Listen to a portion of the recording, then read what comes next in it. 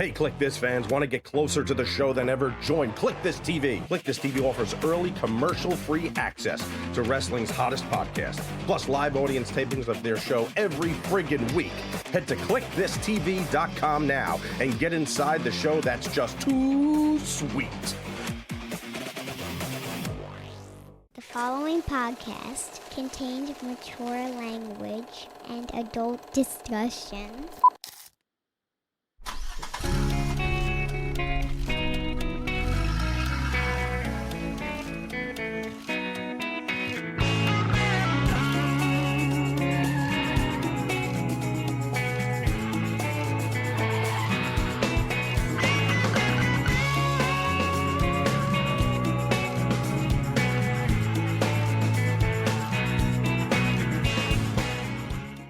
Wasn't Eric Bischoff in that opening with the white hair? That was me. Kev, I got a soap off. Do you ever order anything off the like the social nets? Like sometimes when an ad pops up, you click. See, I always was critical of my wife for doing that, and then the other day I see this thing. It's a shampoo. It's a bar of shampoo that you rub on but it slowly takes the gray out. You've seen this? Yeah. Yeah. I'm going, how could this be true? This is ridiculous. And there's all the science behind it. So I have it. I'm on week 2. It said week 3 you're supposed to see a change at the molecular level where the pigmentation is coming back into the hair. I'm going to have to chart this. I thought it 3 times it dyes your fucking hair black. No, it's not a dye. It's supposed to be like... Yeah, but when they showed the thing on Instagram, it was like... I was thinking, I'd do one just to knock some of the... But I've got enough different colors in my hair now where it's just like... If I take a little bit of that synthetic growth, my pigment comes back. Really? Yeah. Like my hair sometimes a little bit... But I haven't been out in the sun in a long time either. If I go out in the sun, man, my hair gets look like Race Bannon from Johnny Quest. I'm glad you're, everyone live here in the house had to wait a day because there was Kevin, the pictures I saw, I kept texting him like, this looks really bad. Like, it's probably going to miss us. And then today you were like, had 60-mile-an-hour winds. That was pretty bad. Every photo I saw of like the size of the wheel. It was so strange. The hurricane. It was so strange. And so... What was I think it was Ian was the storm. So Ian was in 22, and Ian was the one that took so much beach erosion that, like, by where I live, like 11 houses fell into the ocean. And a lot of them were like half the house was like cracked in half, and they sat like that for 8 months with people's dresses coming out of the wind, out of the closets, and it was so it made, and like I'm sure there was an insurance issue, but it made like living on the ocean and walking on the ocean, like if you were to walk on the ocean, you basically had to like go down to the ocean, and depending on which way you wanted to walk, either just keep your head left and look at the ocean the whole time, or you'd see this horror show. Yeah, we still don't have dunes because everybody built these. They kind of look like the walls that are around the Battery in Charleston, if you've ever seen that. No. Like those same kind of walls, and so everybody now has, built out to the end of where their property line was, and then instead of it being a gradual topography dune, they go to the end of their property and they just put a wall straight down. And what happens at high tide, it goes to that wall and then just takes it all out. So there's absolutely no dunes along the whole beach. It's brutal. It's absolutely brutal. It's more optically pleasant to be on the second floor and look like, so you don't look over those, like you're just seeing the water and a little bit of the shoreline. Yeah. Yeah. So where you are, because I saw flood footage, which was horrible, and so where you are, it passed north of you, or northwest. Northwest. Yeah, Yeah. you got rain, obviously. Shit, very little. Wow. We got the most rain we got was we got a couple of bands as it's a pretty much it was still a 2. It was a category 2, but it hadn't hit Tampa yet. And above of course, Tampa's 180 miles from us. Once it like the eye wall past, because the eye wall didn't go over Tampa, but it went past it in the Gulf, maybe 60 miles out, and the fucking that storm was, God, I mean, it was amazingly wide, like Yeah. 470. At one time it was 700 miles. As it got into it got smaller. I think it was 460, something like that. 460 feet across. How many digits are in the categories for a hurricane? What 5. So it's 5. Okay. This was a 4. Katrina was a 5. I think. I mean, we've had.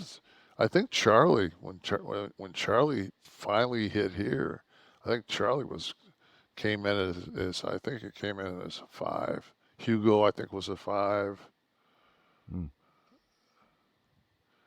Well, I'm glad everything worked out for you. Yeah, I mean, the thing is, though, it's such a horrible feeling, because it's like you're in a food court, and like when that storm first fucking comes, where it's definitely going to either take a hook and go east or go west. When it comes up through that in between Cuba and Cancun, so we know it's there. So now it's like everybody in Florida get into this room, and a mass shooter's going to walk in and spray half of you. You just don't know which half yet. Yeah. So then all of a sudden you're like, oh, it's going to hit the Gulf. So all of a sudden it's just like this this relief. Oh, yeah. And then you go, oh, fuck. Where's it going to hit? Because now you know that like this Cedar Key has gotten hit 3 times in less than 2 years. And I think one of them was a 4. So this is the second 4 that's crossed over. And I haven't seen the like a pickup on it yet, but there's like 4 or 5 little bars along this along the coast there that are kind of like rustic, cool. One of them's like, because I looked it up to see how like how do these 3 exist. One of them it was like more of a eatery, and when I looked it up, the price per person was $50 to $100. So that's not some This is in Tampa? No, this is in this little Cedar Key. Cedar Key. Cedar Key was pretty much ground zero. Wow. The actual eye, they kept, man, so Tamara and I watched Fly Me to the Moon on Tuesday night. That's the Channing Tatum movie with Scarlett Johansson, where they do the fake moon thing, but is it the fake? They do this whole thing. They did last week's episode, basically, of our show. But that was Jim and I. We just did so. But it was just a romantic comedy. It was shot to kind of feel like it was during the late '60s, early '70s. So it was. But we were just saying as this thing went on, and our local guy on Channel 2 is Tony Minolti. And Tony Minolti's, they show this, the green screen, and he's got his, finger pointing and shit. And he says, yeah, they just went through it. And on the board, like, like more bigger than that Kliq This on this screen. On the board, it says 140 miles per hour. You know, Cat 4. And he says, and what they do is they go across the eye, which they just did. We're going to get readings. And it came out on this side. A lot of times the other side of it's much stronger. Thing goes right through the fucking eye of it. Gets 111 on one side and 111 on the other. I never saw any place that has sustained winds that were over 98 miles an hour. I think that was Cedar Key. So how is it sustained winds of 140 if they did it right before it hit land and it was like 111? I'm like, I get it. Like, I'm not dumb. I've been around a long time, but you know, if you're telling me it's 90, it's 90 mile an hour winds, I'm probably not going to sit here and watch this damn thing all night long. Whatever. So what happened with Cedar Key? Did you see any like day after footage? I saw some of this day after stuff, but they didn't go down to they weren't by the waterfront. I wanted to see down by the. So I'm sure that, I mean, fucking Asheville got crushed. Asheville has that river that goes through it, like that. What's that area? Biltmore. It's the Biltmore Village. Biltmore Villages. That area was, and then they sit there and I like to watch that shit sometimes, because they do say things, and it's always somebody young that's just the eighth string person that happens to get this shit job of being outside of a flooded street in Asheville, North Carolina. You got to standing out there, right? Yeah, because this information doesn't work if you're in the studio. No. So she said, and this it kind of looked like a box spring. You couldn't really tell what it was, but it just kind of floated by in the background. And she says, then a big giant propane tank. Not like one you'd have at your grill. I'm talking about one you'd, have on the side of your house. Powering the house. Yeah, one of those comes floating by, and there's a guy in the background. He's a law enforcement guy. He's in a dinghy, but doing the beginning of fucking the Wally Gator commercial when I was a cartoon when I was a kid. He's just in the background, knowing that fucking camera's on him, just scooting around. But she said, there's such a heavy stench of gasoline, and you can actually see on the water, like how if you put gas on top of like water, a film on the water, that multicolored film that it gives off, and I thought about that. I'm sure a lot of that area is probably still on septic. Like, think about having 6 feet of water in your house. Yeah. That's gasoline, like all these different chemicals, somebody's feces. Like, I don't think that there's anything that could be worse than fucking walking in and just knowing, no matter what, man, you can take the drywall, you can take the floor, you can take everything out. That funk was in that house, man. Oh yeah. Yeah, and it is the Super Bowl for these new weather forecasters who, for how many years they have to tell you it's going to be partly sunny. Tomorrow sunrise 6:20. And force themselves to get excited about this dreck. But now there's a hurricane, and all eyes are going to be on you guys on this broadcast. So they're like, all right, get me galoshes. Get me the Channel 7 raincoat. Let me just go stand outside and get blown around while I tell you all the same thing that I could tell you from the studio. I'm always like, you little motherfucker, whatever happens to you, you deserve, because you have to run over there. You know what? I looked up what some of those top people make a year. And if you notice, like Jim Cantori, he's making about $2.25 a year. So when the hurricanes, I remember I came over the Dunlawton Bridge. I took a right, and I looked at this place called the Pirates Cove. It's a motel, hotel, whatever the Sounds fuck. like a very upscale one. Yeah. Well, they actually, I mean, we don't have any bad ones. They've all been redone in the years. This one ended up being where you could buy the units.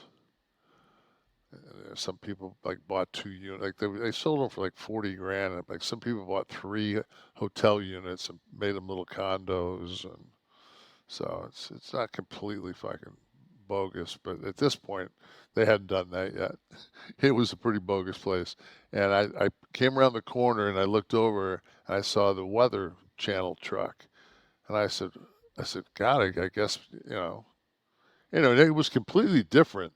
25, 23 years ago, they didn't have it. It's nowhere near the science that it is now. Predicting. Yeah. Okay. Yeah, I mean, they pretty much knew this was going to be west of Tallahassee, as it kind of was at the Keys. Right. So a lot of people turn to the phone too. They're looking at the satellite images on their phone from their weather apps and stuff. TV's a dying art. They're just going to have to accept this. No, because when I was watching it on my phone, I was watching a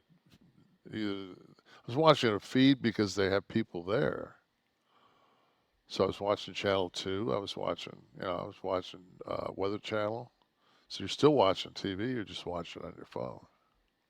Right. But I wonder, like people our age, yes. I wonder if a 25-year-old, when they're in a storm or a stormy area, say, let me put on the TV and see what's going on versus like, let me open it just weather, depends whether Apple weather app. Depends whether or not they got fucking real estate. That is probably the most important question. At 25, they probably don't. Yeah. So what are you going to do? You hope your third floor apartment withstands the storm? It's like, so your Hyundai could get wiped out. I don't think age is much of a factor in giving a shit about like weather incidents. There's so many times.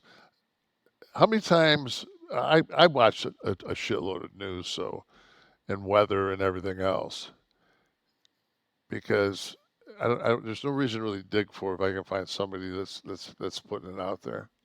Mm-hmm. JP, some feedback. JP asks along the lines of what we were discussing. Hey, Kev, in lieu of the hurricane about to hit us on the West Coast, what are some things you do to get through a hurricane? Huge fan. If you're ever in Tampa, Lakeland, I'll buy you a drink and a meal. Steak, JP. So your prep, of course, houses in Florida in the coastal areas. You do need shutters or some kind of shuttering system. It helps. It's not going to do shit if you get flood. No, not for floods. Not for floods, but for I'll give you here's my hurricane tips. Even if you're not in a flood zone, have flood insurance, because the chances of your structure getting damaged by 120 mile an hour wind, and then that 120 mile an hour wind pulling some kind of water and surging it and making it go into your house, because all your damage, and I've been down here for, I don't know, 27, 28 years now. 28 years I've been down here. And if you don't have flood insurance, and nobody has flood insurance. Well, it's astronomical down there now. Fuck, it is. We pay $380 a year. People just don't know. Not hurricane insurance. My hurricane just insurance. Specifically I'm flood. talking flood insurance. Right. Because we're not in a floodplain. I got an ocean fucking 70 yards in front of me. I got an ocean, and not even that. 40 yards in front of me, I have an ocean, and 125, 130 yards behind me, I've got a river, and I'm not in a flood zone. I guess I don't know what they use as the metric. My house in this direction, a block and a football field, a high school football field away. I have the bay. We're a peninsula here, so I have the bay on one side, and I have the Hudson River on the other. Hudson River's cross town. I'm much closer to the bay. But because I guess I'm on some kind of incline, I don't think I am considered in a flood zone, even though I am surrounded by water. Right. And I'm saying that, so you don't have flood insurance. Because, Right. Because you look at your policy, but if you look up how much it costs for you to have flood insurance, if it's like $400, and say you do somehow get category, I mean, shit, this thing today was dumping rain in Detroit. Right. So, I mean, I just know this, that if you ever do get hit and you are, I mean, that's close enough to water where a 20-foot surge could dump that on you. Rain could too. I mean, when rain comes down in these surges and your your drains back, you could take bottom floor damage. Yeah, I just so the guy asking A get flood insurance. B, if you don't have, like, we have a dog, so it makes it like we're gonna if as soon as you take a dog, especially, and put it like in its kennel and put it like, because our dog, we have it where we have a little thing that goes around, like, in case we were in water, the cage wouldn't sink if we didn't have our hands on it. Because you don't want to be carrying a fucking dog and being, in some kind of an issue, drowning or whatever. So, we always just we ride them out. But if we got one coming dead at us, you just got to be insured, including flood, and you got to get the fuck out of there. I mean, for me, I know that I'm blessed that I have this. Besides my house, I have this condo, which is, I'm a mile and a half down from my house. So, and I'm on the 5th floor up here. So, and it's actually the 7th floor because there's a garage underneath it, and there's like a parapet, like a wall that goes to the 1st floor. So. All right, very good. Take that advice, JP. Get your flood insurance, goddamn. Lu Yigong O says, Don't forget to pack your smoke if there's a storm. A lot of people panic. And they leave their weed behind. Yeah, you get someplace and it reminds me I should open my. And Tony Minotti fucking hoses you on the actual miles per hour, and you realize you got nothing to do and you want to smoke a fatty. I told Tamara last night, I said, if Star Trek could beam me, there's a fucking key lime. If Star Trek could beam me on this weather casting I'm watching right now, and I could just punch him in the gut and beam back, I would. You would. When he fucking said, no, it's 140, like right there, and he just kind of just randomly pointed it like at Tamara. Even my wife, she was like, what? Like, my wife's not very vocal on, like, talking to the TV, but she was just like, she was like, what? What the fuck? Like, she goes, she goes, this is why people die. This is why people die, because they sit here like us and they watch this shit, and once after another, they cry wolf, and then you watch the next day and you go, holy shit. Yeah, that is true. Lu Yigong, you want to talk conspiracies? Trump saw the reaction to that debate he lost handily and thought, how can I boost my numbers? Last time I got shot at, they went up. Enter part deux. Guy was a Trump voter, more like a Trump plant. Have you heard any conspiracies like this, Kevin? So there were no shots taken. So there were plates, though. There was something that I heard. I don't know if I heard it on a newscast. I don't know where I heard it. I don't know if I saw it on Instagram, but it wasn't something for me to read. It was actual coverage. and it was edited with, and they said that they found a note that this guy had made like weeks prior. So if you were gonna lay someplace for 12 hours and wait to assassinate somebody, would you 2 weeks earlier like write a letter saying sorry I missed? It's a long time to wait knowing you're going to miss. What did the letter say? He said, I'm sorry I wasn't successful in the assassination attempt. How the fuck you left that note? Is that so? Didn't read the note.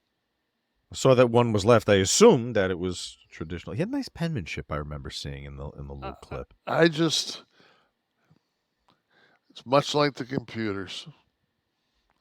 Right now, I got 3 computers running in my head. Mm-hmm. One, you're doing a show with me. What's happening in the second one there? Little Ruthless Aggression. I have so much to say about that. Let me go to Randy Turnell first. Love the show, guys. Keep it up. Enjoy your commentary on everything. And has Kevin thought about doing a fitness or workout segment? Yeah, but I'm so beat up all the time. It's like I'd have to like functionally show you what I do, but I think I'd scare too many people away when you heard me grunt and grind through a workout. God, I got this my lower back right now. My left quad's about the size of my bicep. Oh, but what's the plan here? We did the stretching of the vertebrae. Yeah. Right? What's coming next? Stem cells we talked about, right? Yeah, I've got. I talked to my friends down at BioAccelerator in Medellin, and this will be my 3rd time down there. It's I mean, I think of all the places, I think it's the place. How do you know, Kevin? Like, what makes a good candidate for a stem cell treatment? Is it a certain type of injury? Is it almost all injuries that it'll work? What do stem cells respond best to? Oh, so the basic science of stem cells, and like ABC, is they take so the woman goes to term, she has the child. The child has to be brought C-section, and they basically take the umbilical cord, cut it, and then inside of the umbilical cord is that Wharton's jelly. Right. So they take the Wharton's jelly, they put it in petri dishes, they grow it, and the stem cell. So at that point, this is why the umbilical cord is so important. At that point of birth, those, like every stem cell was counted for, So now you're getting a batch that hasn't been programmed to what they're supposed to do yet. So, so by taking that and they inject it directly in a tear in your supraspinatus and your rotator cuff, and it just has it's like when I had my this is going to be interesting because I hear all the time how, and I guess I have TDS more now than I have CT. What's TDS? Trump syndrome. Oh, it's some fucking it's some fucking like MAGA fucking thing. Thinking this is a real medical thing. No, it's fucking. What do you have now, Kev? Jesus. Okay, what is Steve? What is TDS? Trump what is it? Where are you? See, I know he's fucking whacking half the time we ask him to pull something up. It's his computer, his second computer. Trump derangement syndrome. Trump derangement? Derangement syndrome. They call it Trump derangement syndrome. Okay. I've sadly read a lot of the comments too. Oh yeah, no, I have it all the time. I mean, that's one of that's my syndrome. So Which Stem cells won't help you with that, but you can throw the baby in the garbage if you're in Minnesota, I hear. yeah, too, so. but or you can fucking always say fuck stem cells and get yourself a nice timepiece. Don't splash any sink water on it though. If when you wash your hands. if you're, I don't know where we are today, maybe 37 days from the election, 38, right? Something like that, right? Yeah, seems like both. Well, I know we're inside of 40, and if your message at this point coming home is, in case you didn't fucking realize what a grifter I completely am, let me go ahead and throw at you $100,000 watch that doesn't have the craftsmanship of a Submariner Rolex at 12K, maybe 8K. I don't know what those things go for. So the Trump watch at $100,000, you cannot submerge. And the Rolex, that's Submariner. I think it will go 300 meters. Yeah, my tag. I have go one in the water all the time. I've got a gold one, and I got a two-tone. He can't make a goddamn watch that's waterproof, but you know what? Our friends at Manscaped can, because you can take your gimmick in the shower and work your gimmick.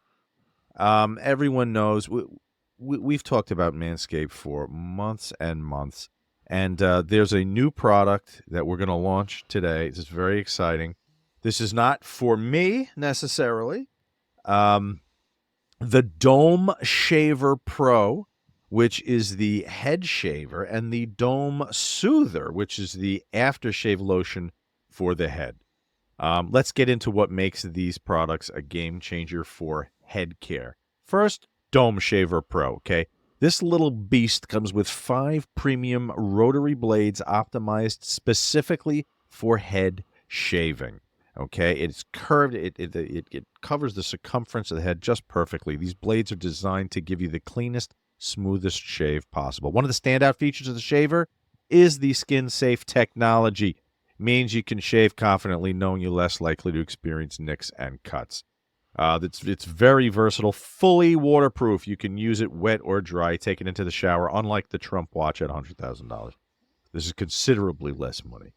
Manscaped also introduces Flex Adjust technology with this shaver. This helps each blade stay in close contact with your head, adapting to the unique contours of your scalp for a more precise and comfortable shave. Kev, you should have received one of these, as well as the new Beard Hedger. I haven't gotten either yet. Oh, well, see, my stuff goes to a box, so we don't go to it every day. Oh, all right. So it'll be down there for you. When you were saying that head shaver, I'll probably send mine to Steve. Oh, that'd be cool. Yeah, have him put on a Kliq This T-shirt and frickin' use it, and send us the video. Yeah, that'll be cheap. In exchange for a perfectly next generation piece of machinery like this, he'll thank me. Guys, it's infused. Don't forget the Dome Soother. Okay, the lotion is first class too. Ingredients like aloe, colloidal oats to calm and nourish the skin after shaving. Guys, 20% off plus free shipping when you use the code KLIQ, KLIQ, 20% off and free shipping at manscaped.com. That's 20% off free shipping with the code KLIQ at manscaped.com. No more juggling multiple tools or dealing with subpar results. Just efficient, effective grooming wherever you need it. Manscaped does not play, Kev. They're like the total... I'll be looking forward to my new kit. I was just saying to the guys before we went on air, I think you mightn't have been in the room yet. All of our advertisers, we have the perfect weekend for the gentleman. Okay, you start your Friday night. We're going to be talking about a product in a couple of weeks, a prebiotic before you go out to consume beverages. That should be in your box also. I saw that. You can have a beverage or perhaps a gummy.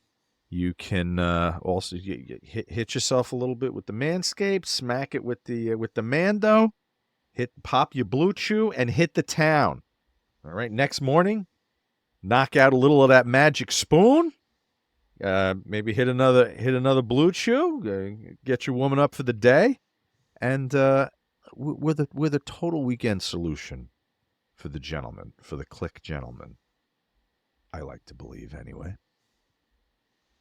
More feedback on our shows, courtesy of our socials. If you'd like to participate, please make sure you go check out Kliq This podcast on Instagram and on Twitter or X.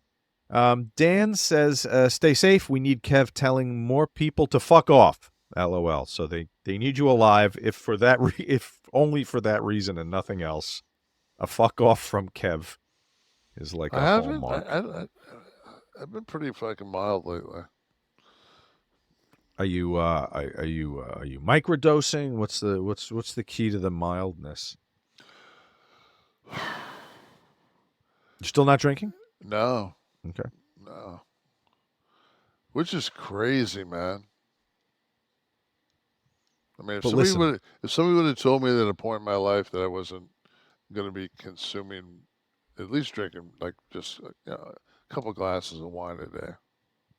But your numbers tell the truth, man. When you talk well, not about only the that, change, it's like I look at myself, and I definitely sleep better. I don't wake up dehydrated, which leads to inflammation in your system. So I'm going to wake up and feel like shit. I saw Michael Strahan on Jimmy Fallon the other night. Just I was flipping channels and I had a chance to run into Michael a couple different times. And he was in the second Magic Mike. He did a scene in that. He's just a really good guy. Just, it's like one of those just salt of the earth dudes. And what the fuck where was I going with that? Well, drinking, your numbers, I said, went down, and then we got into straining. It's your second computer is taking over your first computer in your head now. It's the third one, because that one is the one that distracts me, and I can have a hard time focusing. So focusing on me is okay. The bearskin rug is okay. Whatever's going on that third computer is the problem. Fuck. So when are we going to dive? When are we going to dive into the? In time, I just wanted to tell you that Nate of the Living Dead posted a picture that I enjoyed. It says, "You may be cool, but you'll never be Big Sexy Kevin Nash sitting on Haku's lap while drinking a beer." I was most amused by this. Where's Haku's hand? Can we just get down there? On my knee. That we're good? Okay, yeah, a little bit. Kev having that's a beer. Yep. Fucking. Where were you? Do you remember it? We're overseas. That's so old school though. I have a Fila T-shirt on. You got street creds for Fila circa 1989. Little gray coming in. So everyone talks about Haku being like this fearsome badass and everything. Was he a really nice guy? I'd imagine he was a nice guy unless you pissed him off. I'm not kidding you. I remember that like it was yesterday, because that's the only time I've ever sat in his lap in my life. And we go in, we're like somewhere in Germany, and the bar is packed because the Marks know we're staying at that hotel. So the bar is already packed when we get there. So they have an area for us, but it's like there's too many of the boys because there's nowhere else to go. So all the boys are going to go. So I'm like, fuck. And the last thing I'm going to do is stand someplace. I'm just not doing that. Like, my stand is about 15 minutes. If I got to stand longer than 15 minutes, I don't want to do it. Even back then. Ever. It's just it just doesn't make sense. As soon as they invented a chair, it's like fucking like, okay, I get that's whoever came up with that motherfucker, that was a smart one. And you were just like, all right, Haku, I'm dropping down. He said, hey, big man, take a load off. You can sit here. I said, and I just looked over and I said, fuck. I said, you know what? I said, you're the only person I can fucking sit on. It's fantastic. Yeah, he doesn't look like he's having a hard time supporting you either. He's sitting there man. totally chill. And it was fine. It wasn't like my fucking ass was digging. He's just a big old fucking just. It's like if a grizzly bear said, "Hey, come sit in my lap," you'd be like, "Okay, you're a grizzly bear." Yeah, it's not exactly Harvey Whippleman that you're sprawling out on. Lapio, that'd be the hell of a shot if it was Pat. Heard about that on a documentary recently. Yeah. Lapio Lavioletto, clearly Scandinavian, says, doesn't everyone smoke weed now? I want to do a show similar to Table for Three, but with wrestlers smoking weed and talking about road stories, matches, whatever else. Call it Wrestlebuds. Who would be some good guests for that show? All of us.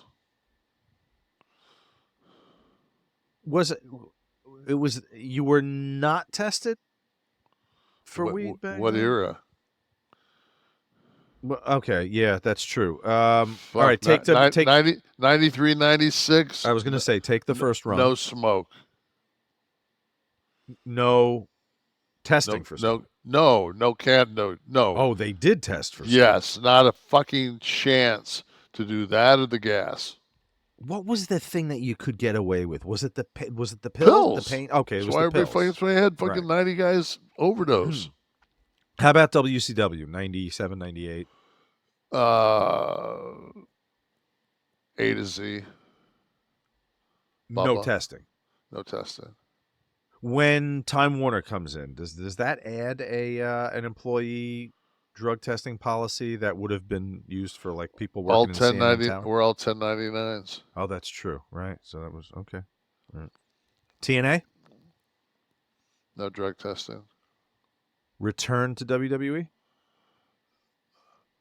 I think when you sign your contract, you have to do a drug test.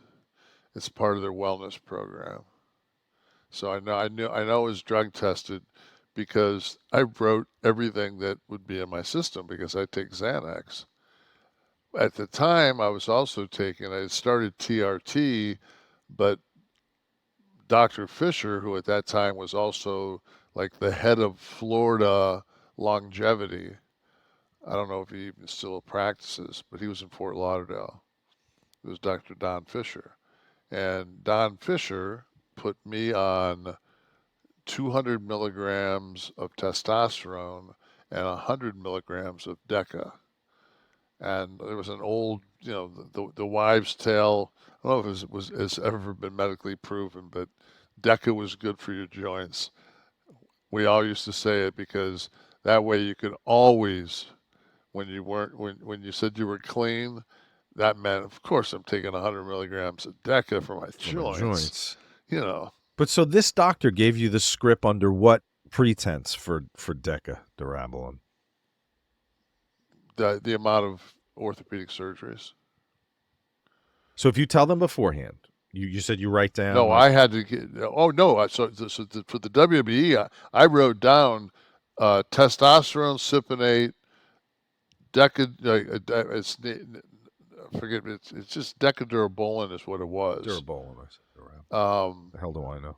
And then Xanax. Those are the only like 3 that were controlled. Everything else was, I take a fucking statin drug.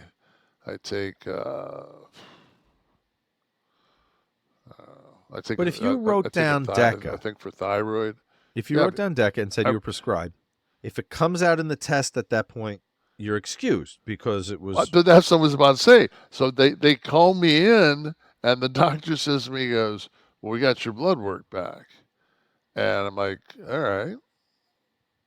Like, I'm thinking like, I don't know if they were checking for THC or not, but that might be the only thing I didn't write down. But then again, they asked me what drugs was I taking. I figured prescription. They don't say anything about cannabis. And he just looks at me like I'm trying to get one over on him. He goes, you have Deca in your blood. And I said, yeah, I told you I did. He goes, no, you didn't. I said, "Can I see my file?" I get the file. I said, "Where would it be?"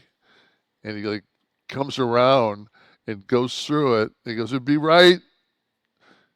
Oops. And I went, I said, "What?" I said, "Okay." I said, "Well, there it is." He goes, "Okay, yeah." And then he acted like he thought he had heat on me. And like he came over, I raked his eyes, and then he sold it like a job guy selling an eye rake the rest of the time. He couldn't even have a conversation with me. So it's like, fuck. Derek Harris, there's a nice dark cage match between you and Yoko, bro.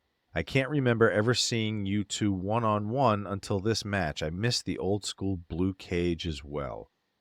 Do you remember? God, Yoko and I went around the horn with that thing for fucking a couple of months. So he's saying dark match. Was it at a house show, or Yeah, was a dark match at a taping? No, it was a TV, but a lot of times this would end the show. Close the show, yeah. I guarantee you that the heat spot was a Samoan drop. We use that every night.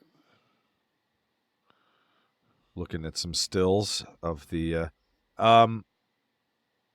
blue cage. First time I saw it, and I want to say it was the first time it was used. Yeah, it was Bundy Hogan. It was Bundy Hogan, right? To be able to support the. It was because Bundy couldn't fucking climb it.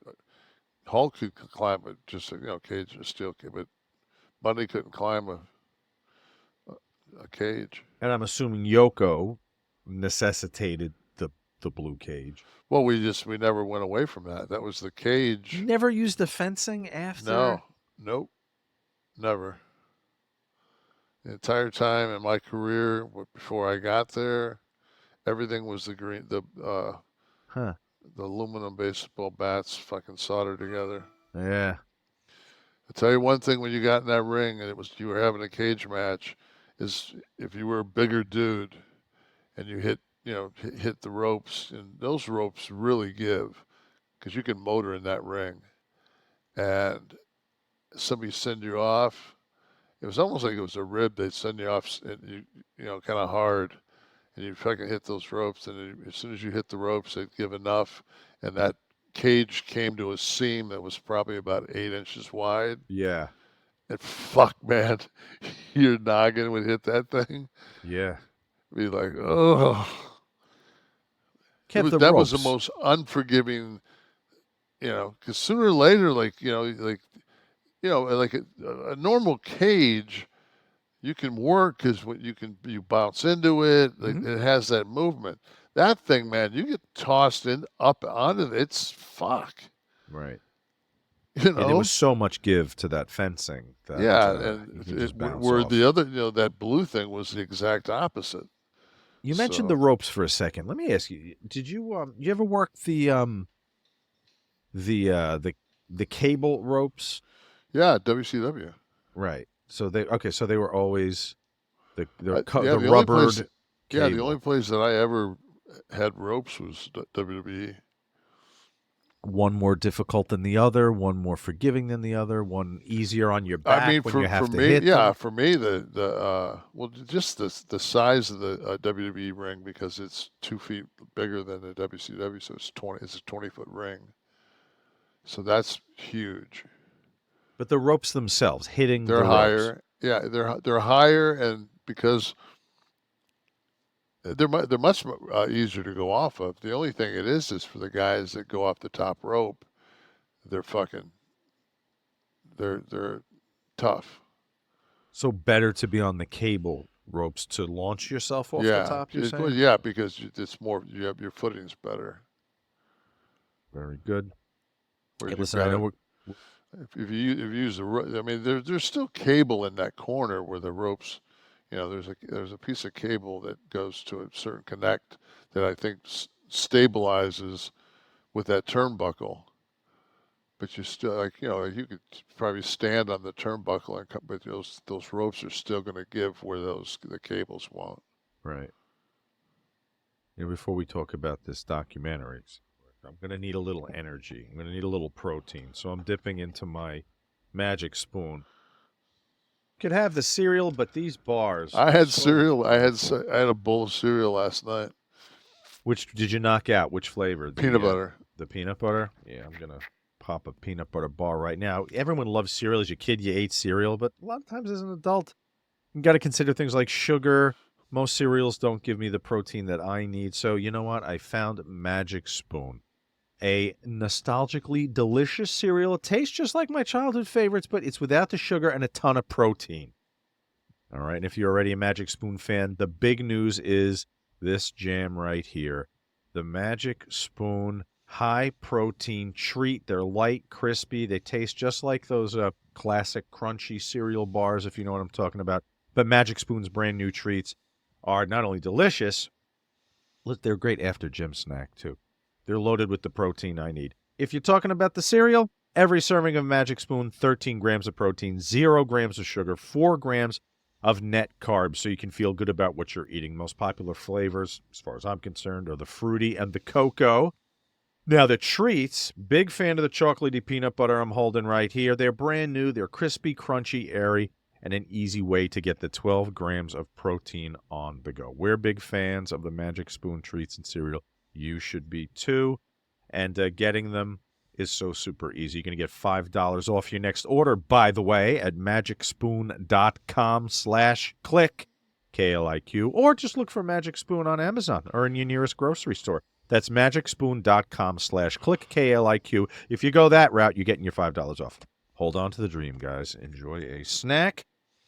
I'd like to get stoned and sit down with a Magic Spoon design team. And get a little wild with some of the cartoons you could make there? No, I just think that's I think it's a. It looks like they were stoned to start with all the psychedelic tie-dye stuff. It's kind of cool, though. I mean, yeah. Like last night. Love it. I might have been stoned. I can't recall. Probably was, since I sat and watched fucking Hurricane TV for 12 hours. But yeah, when I brought the peanut butter Magic Spoon out, and I'm like old. But the only thing is about the Magic Spoon, I saw the only drawback was if I was actually a kid.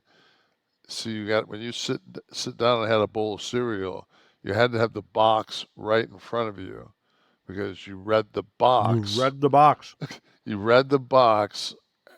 Ingredient. I mean, you read the fucking box. I remember when my mom got remarried and we started getting the free press, and it was like that, because the free press was the morning paper, and it was me and my brother. It was a double knockout to get to sports. Like you're knocking each other over to. Oh yeah, and my mom used to, because my mom would get up and she'd already went through it. But she didn't give a shit about sports anyway. So the sports was always sitting on the kitchen table. So, and our deal was always you showered before you got in your bed. Showered at night. Yeah. Well, my mom was a clean freak. Mm-hmm. She said it's almost like you get up, you take a shower, you wash your genitalia. You put clean underwear on. You walk in. You got a filthy fucking hand from being around for the last 7 hours, 6 hours, whatever. Now it's time for you to urinate. You, instead of washing your hands, which are filthy, and touching your clean penis, you grab your clean penis with your filthy fucking hand, and then whether you piss on your hand or not, go wash your hands. Shouldn't it be wash your fucking hands? And if you fucking don't have prostate problems, you got a good fucking stream, you know how to pinch the fucker off, you should be able just to retract into your trousers and call it a day. I mean, I don't know. These are third. I'm going to call these third computer concerns. You know, you hear like these first are world third concerns. computer. These are third computer concerns. The first one is I can't remember that. I couldn't remember where that Strahan thing was going. I'm going to get a text at 3 a.m., aren't I? I won't remember until I watch it back. I'll be like, I know exactly where it was. I was fucking 20 milligrams in. No, I mean, that was...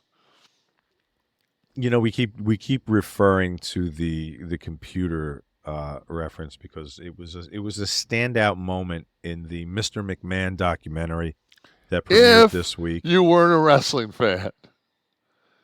If you wanted to watch wrestling, it's like, God bless you.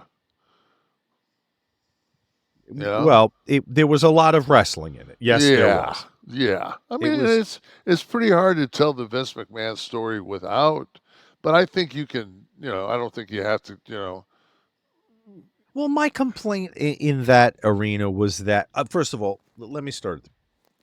I loved the footage. They obviously gave Netflix carte blanche until things went a little screwy in 2002.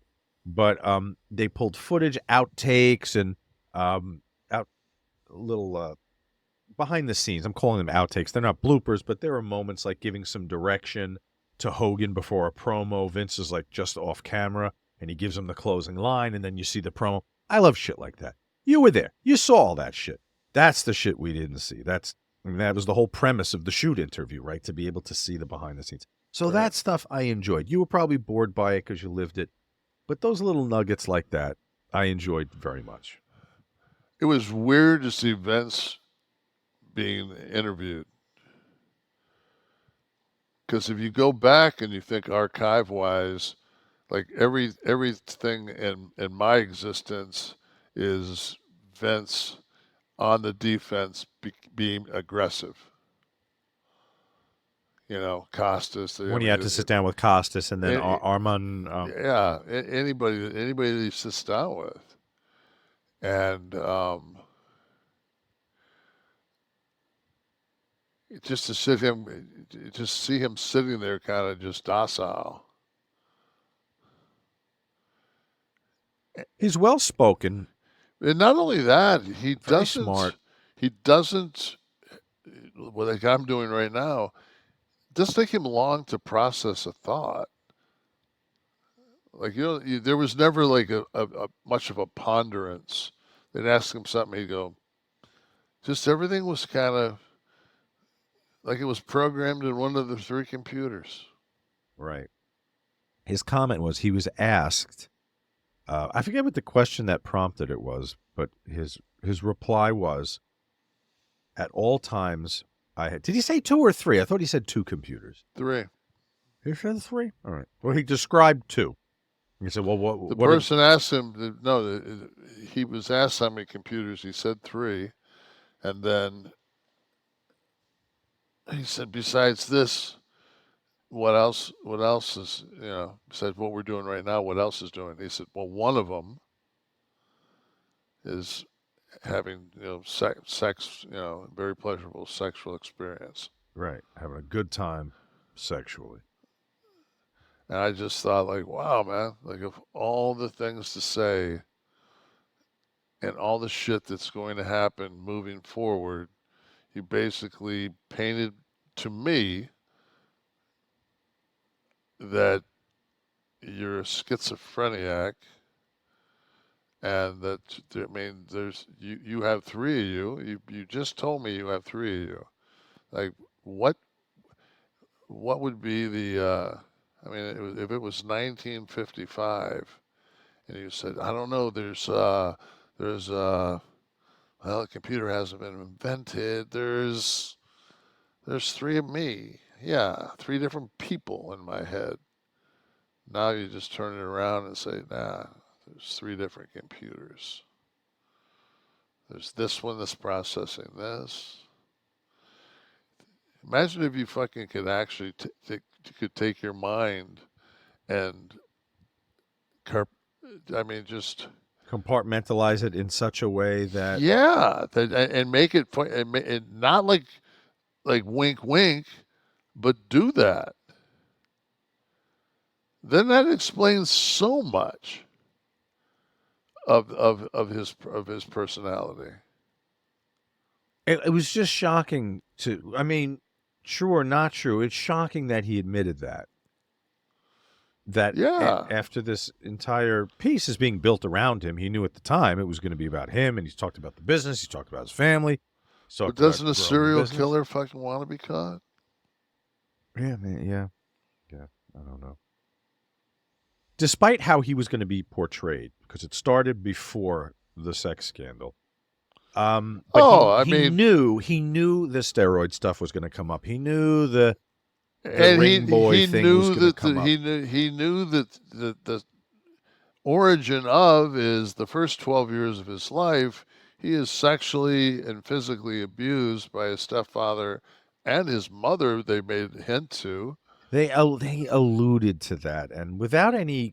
I'm just saying that seemed like a hit, that throwing the mom in, and then actually I think Vince is they have a clip of Vince like pushing her down a hallway of an arena. Yeah, like in a wheelchair. That was the edit, and I said that's a hit job. That's bullshit. But despite how he'd be portrayed, Kevin, this entire documentary now is the one thing, because of everything that went down, WWE does not want, which is any association with Vincent Kennedy McMahon. They've gone to great lengths to reestablish the start of something new. Everything that's old is gone. Even the people that worked with Vince are gone. Everything is gone. Now, that goddamn thumbnail of that documentary is going to be sitting on the very menu and who that Raw's going to be on. Who was it put together by? Netflix. And they just got a $5 billion deal with who was that? Yeah, well, yes. So it really matters? Doesn't matter, but from WWE's perspective, they want to shed that identity, and they've worked very hard to shed it in the last few months. I think when you look at it and you say, if you look at eras of let's say Monday Night Raw, you look at eras of Monday Night Raw, there's going to be the USA, and it will go uncut because they got that jump. So it's going to go USA to Netflix. So it'll be like you're talking the television show Raw, beef like when it was on cable TV, when it was on regular TV, or are you talking about when it's on Netflix? And the Netflix documentary ends that chapter by saying, and we left that WrestleMania, and it was the highest grossing, most successful, most product endorsed, da da da da da da. So basically, they told the story. They Endeavor bought into this. They made sure that when they bought into it, that Vince didn't have creative control or the power, because he only had 49%, and that was the play. Yes, and that's all a very logical explanation. But they've gone to great lengths to not even have Vince McMahon in anybody's memory bank in their computer anymore. And that face, which is the cover of that documentary, will be on potentially the same menu as their current program that want no association with that due to the allegations. So it's a tenuous situation for them. But it's not like anybody that is going to watch the Netflix version of Monday Night Raw doesn't fucking know that story.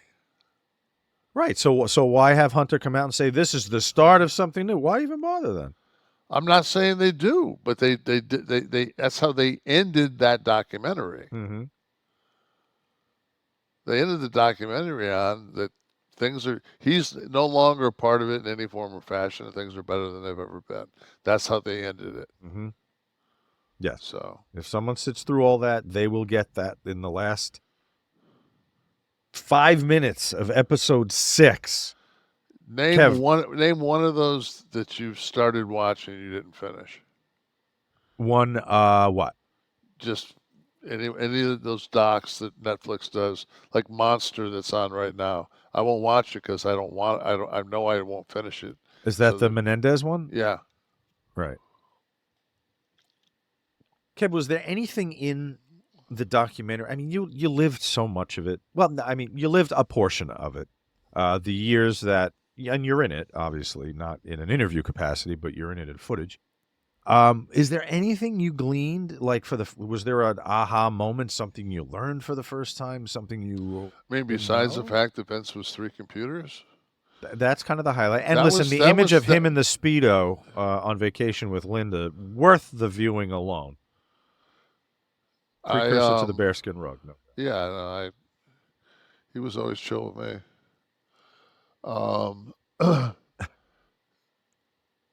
I still think though that him being sexually abused until he was 12 and then going to live with his father who showed him no affection, to him basically buying his dad out of business. You know. Yeah. It's you know, I don't know.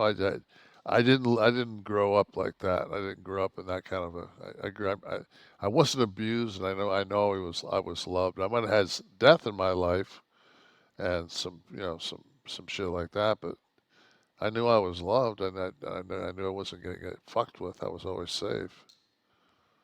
Something I came away huge, with. Man. I don't even know how the fuck how do you. How does a guy like that end up taking care of fucking, I don't know, maybe 1,100 employees at one time?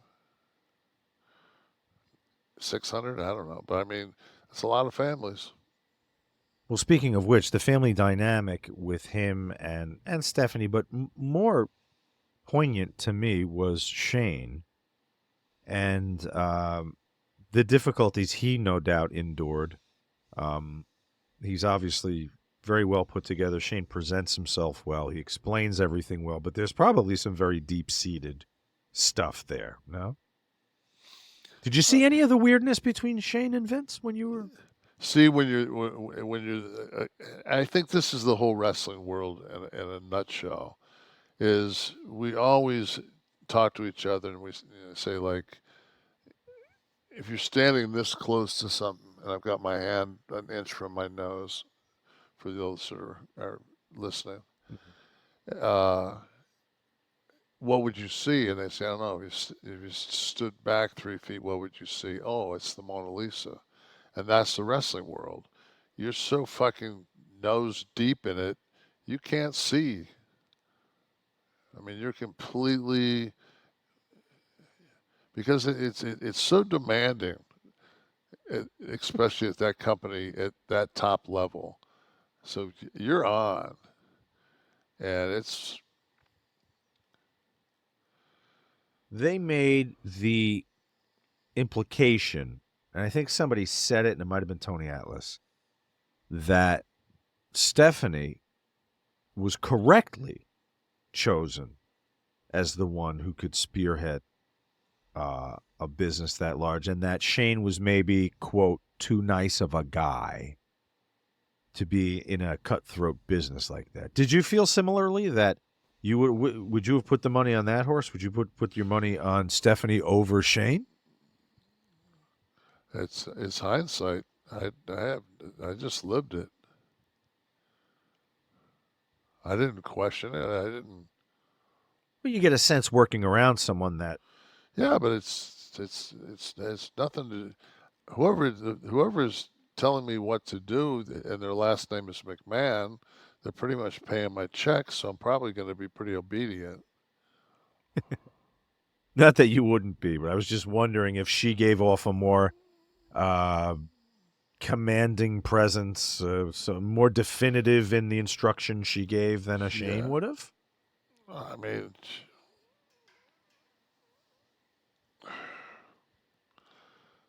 I've always been friends. I mean, I kind of grew up, like Shane was much older when I met him, but Steph was, I think, in high school when I first went there. Mm-hmm.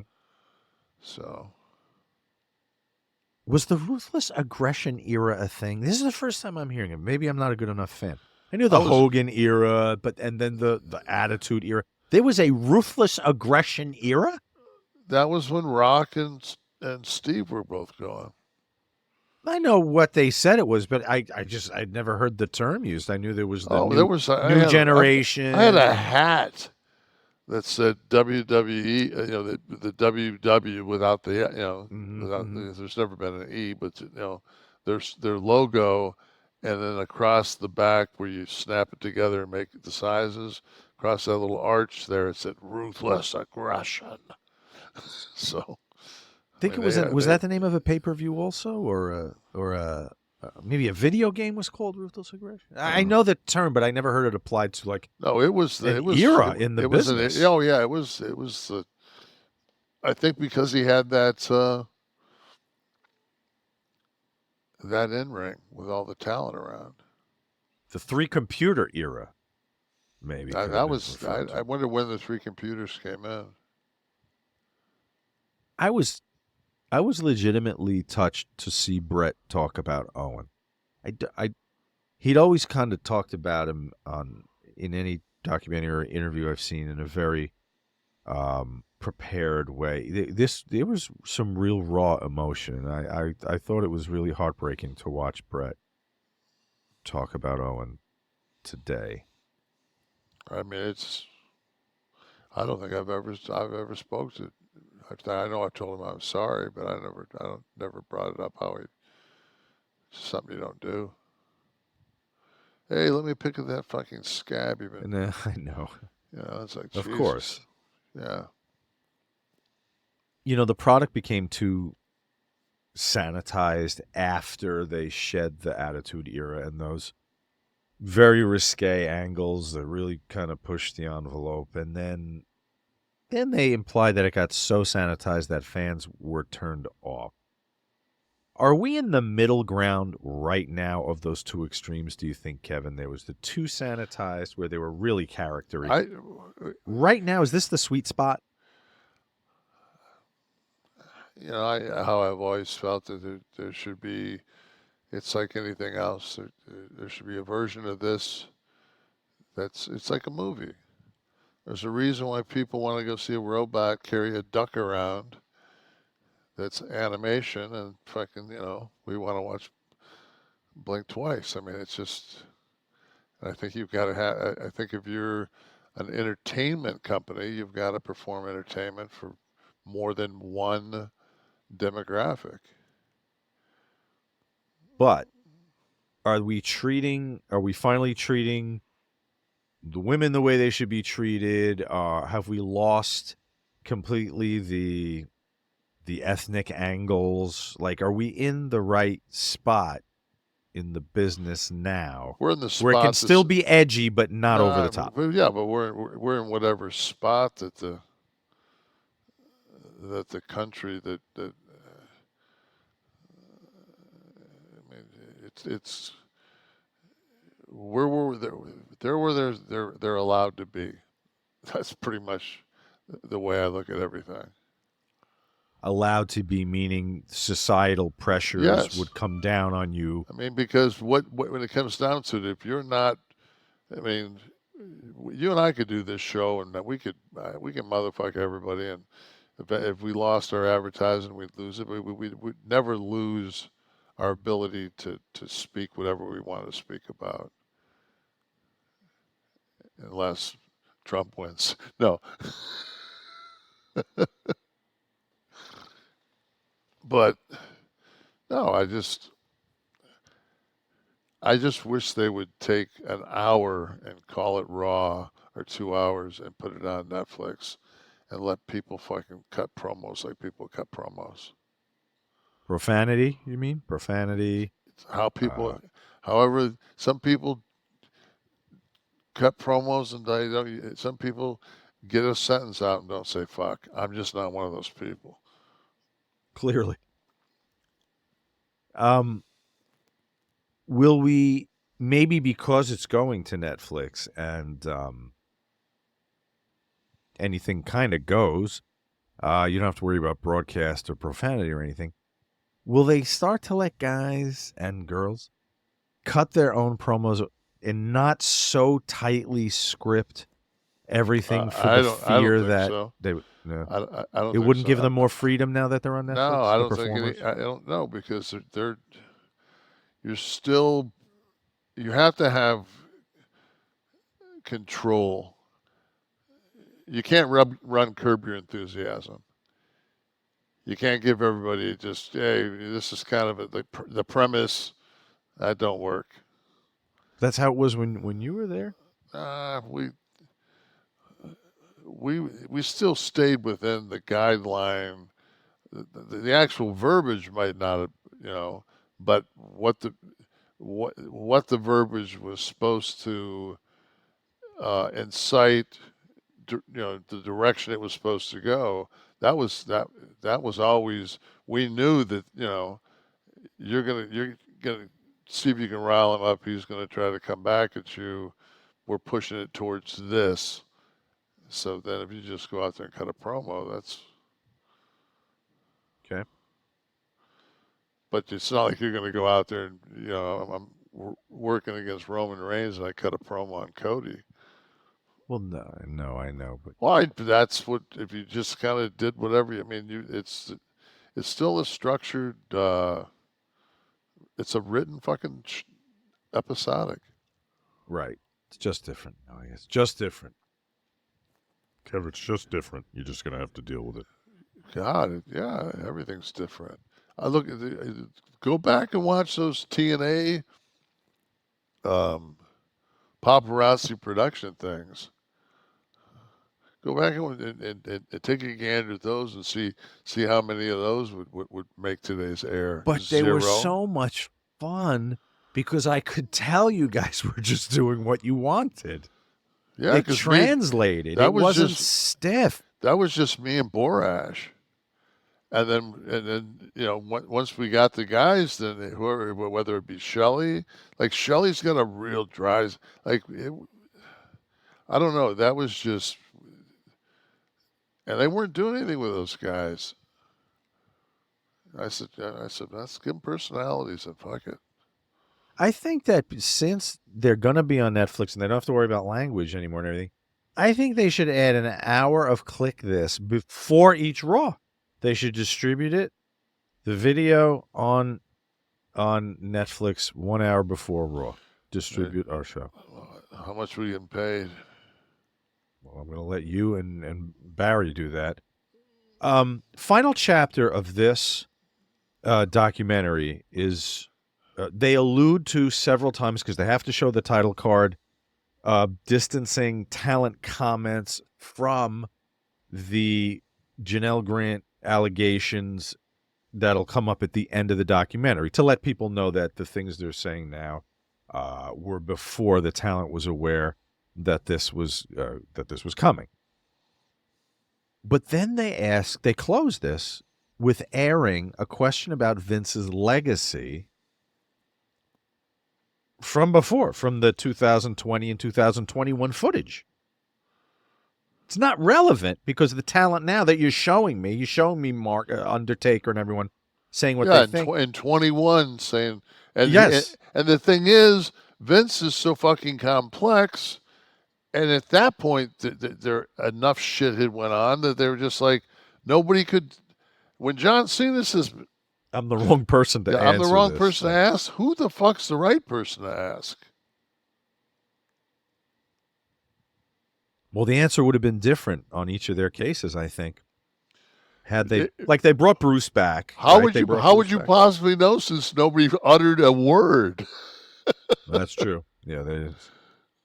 That's the thing is, how do you get complete honesty on Vince McMahon? You're going to ask the talent that's there now, Cody Rhodes, and they've attached Legends contracts to everybody else, so they're still indebted to WWE. 90% of those guys, while they're being asked that question, guys and girls, Vince is in charge of the company at the time.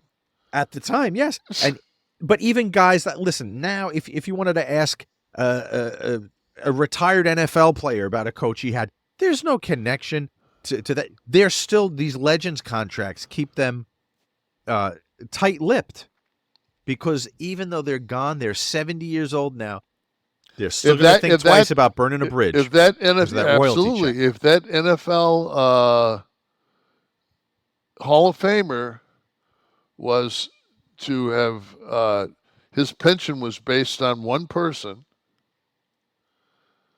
I guarantee you couldn't get that Hall of Famer to talk shit about that one person. Correct, and that's what I'm saying. Yeah, they've that's ensured yes, that no one can double cross the company on top by of that, keeping them on the tit this long. Vince is very private. There's very few people that have spent any time with Vince. I think during the year that I was his champion, and times were tough, and I think that I had some pretty damn good discussions with him about a lot of different things, and I don't know. Outside the ring stuff, human. Oh stuff. yeah, human shit. You know, because I get to hear about the third computer at all. No, but I mean, I was amazed when he told me, that because when you are in the business, this is before the internet and all this horse shit. This is when people were people. When I got into the business, the thought was that Vince's father was the guy that ran the WWF, and Vince was his son, and eventually he took over his dad's. That's kind of like a natural progression. Yeah, it's like Edsel Ford took over after Henry died. I mean, it's just like, okay, so when you look at it and it's not like anybody that's been in the business didn't slowly, as the longer they were in, the higher they went up the food chain. You get more of the secrets, and you knew what it like. That's I said, like, watching this is just like, okay, so they put the comma in a different place, but fucking it reads the same, Yeah. So it's sounding like your answer is you did not get anything new. The fact that he's probably his childhood, you said, right? Well, his childhood was. I mean, I didn't realize. I mean, but I looked, and Steve just said that on Stern and on that Playboy thing that he admitted to being molested. If he was on Stern and said he got molested by his mom, he got molested by his mom. Yeah, that I didn't recall. I knew the Playboy thing, but I didn't remember him going into that. I want to take just a second out here to remind everyone that we're getting into October now. Baseball's getting exciting. We got football is back in full force. We're in week 4 now. 11-4 on my picks, by the way. I think I'm 13-4. I'm doing very well. But game time picks are the picks that I want to talk about this week. The Game Time app, the ticket selling app that you guys should be using, has a new feature called Game Time Picks. It makes getting tickets for your favorite live events even easier. Game Time Picks filters out the fluff to show you only the incredible deals on great seats, so you don't have to waste time searching through thousands of tickets. Okay, so it's like a filtering system. I've used it, got a great deal, sat 19 rows away from Bruce in Jersey, got the tickets that morning. They specialize in the last-minute ticket, Kevin, as you know. Love the seat views. We've shown them here on the screen. You can just click. Now, here's the Back to the Future, the musical, which I did see. It is a listen, if you're a fan of the movie, you'll enjoy Who's the it. lead? A Broadway actor. It's they didn't stunt cast it. There's no film stars in it. But the special effects are what makes it very special and worth going for. You're not going to have a riveting theater experience there, but you'll certainly be wowed. Anyway, go to gametime.co, C-O if you're online, or just throw that app on your phone. That's the way I do it. Buy the tickets. They show up in your wallet. Go to the door. They scan the code. You're right in. They show you the seat views. They have the lowest price guarantee, which Game Time will credit you 110% of the difference if you find tickets cheaper. Game Time ticket coverage. Your purchase is covered with the most flexible customer service policy in the ticket industry. Guys, download the Game Time app, create an account, and use the code KLIQ, K-L-I-Q, for $20 off your first purchase. Terms apply. Again, create an account and redeem the code KLIQ for $20 off. Download Game Time today. What time is it? Game time. Kev, since you did not participate, I just want to say I could never do that. Go what's ahead. that? Do what? You do a good job reading those ads. Oh, well, I'm a born Because carny. I have 11 computers over here, and a lot of times it's hard for me to focus. But I actually focused all the way through that. The only thing was when you said you went to Bruce, I wanted to blurt out, he just turned 75. He did actually. So, yes. yeah. You know, in the middle of that read, I have to really focus on just my first computer because I might have said Gamecock or something like that. Exactly. Blown the whole spot. Some kind of anything sexual. You were not in the Mr. McMahon documentary, so I want to do something here if you'll give me the opportunity. I was in it. Oh, you didn't do an interview. All right. Yes, Oh. your footage. You were in it in footage. Oh, fuck. Thank God. My little one, Lana, who's only met you like 2024, Kevin, she's looking at the TV and she's going like this. You power bombing someone. She's like, she looks at me. She goes, "Is that?" Yes, that's it. So you did not sit down and get to answer the questions on camera that Steve and everybody did. I didn't want to. I know you didn't. So I'm going to ask you some right now. Oh, and even if you don't want to, it'll be fun for you to tell me to fuck off. People seem to enjoy that. First question that people answered that I was curious what Kevin would answer was how similar is Mr. McMahon character to Vince?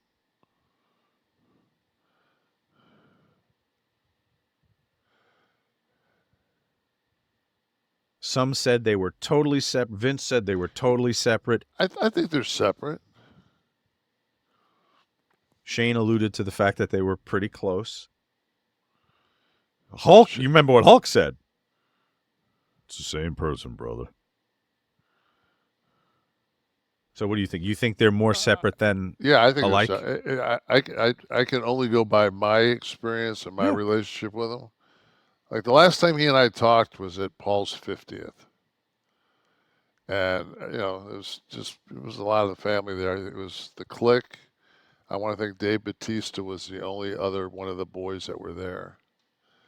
And, really? Yeah. Wow.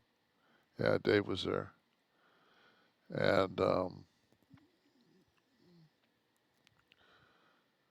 I got a chance to, we talked about a bunch of different shit. And still asking him for some advice on a couple of things on how he played, how'd you get from here, just asking, because there's just nobody, you don't have a lot of billionaire friends, Right. But I also think, and I think I've made this accusation on the air before, I think there's a little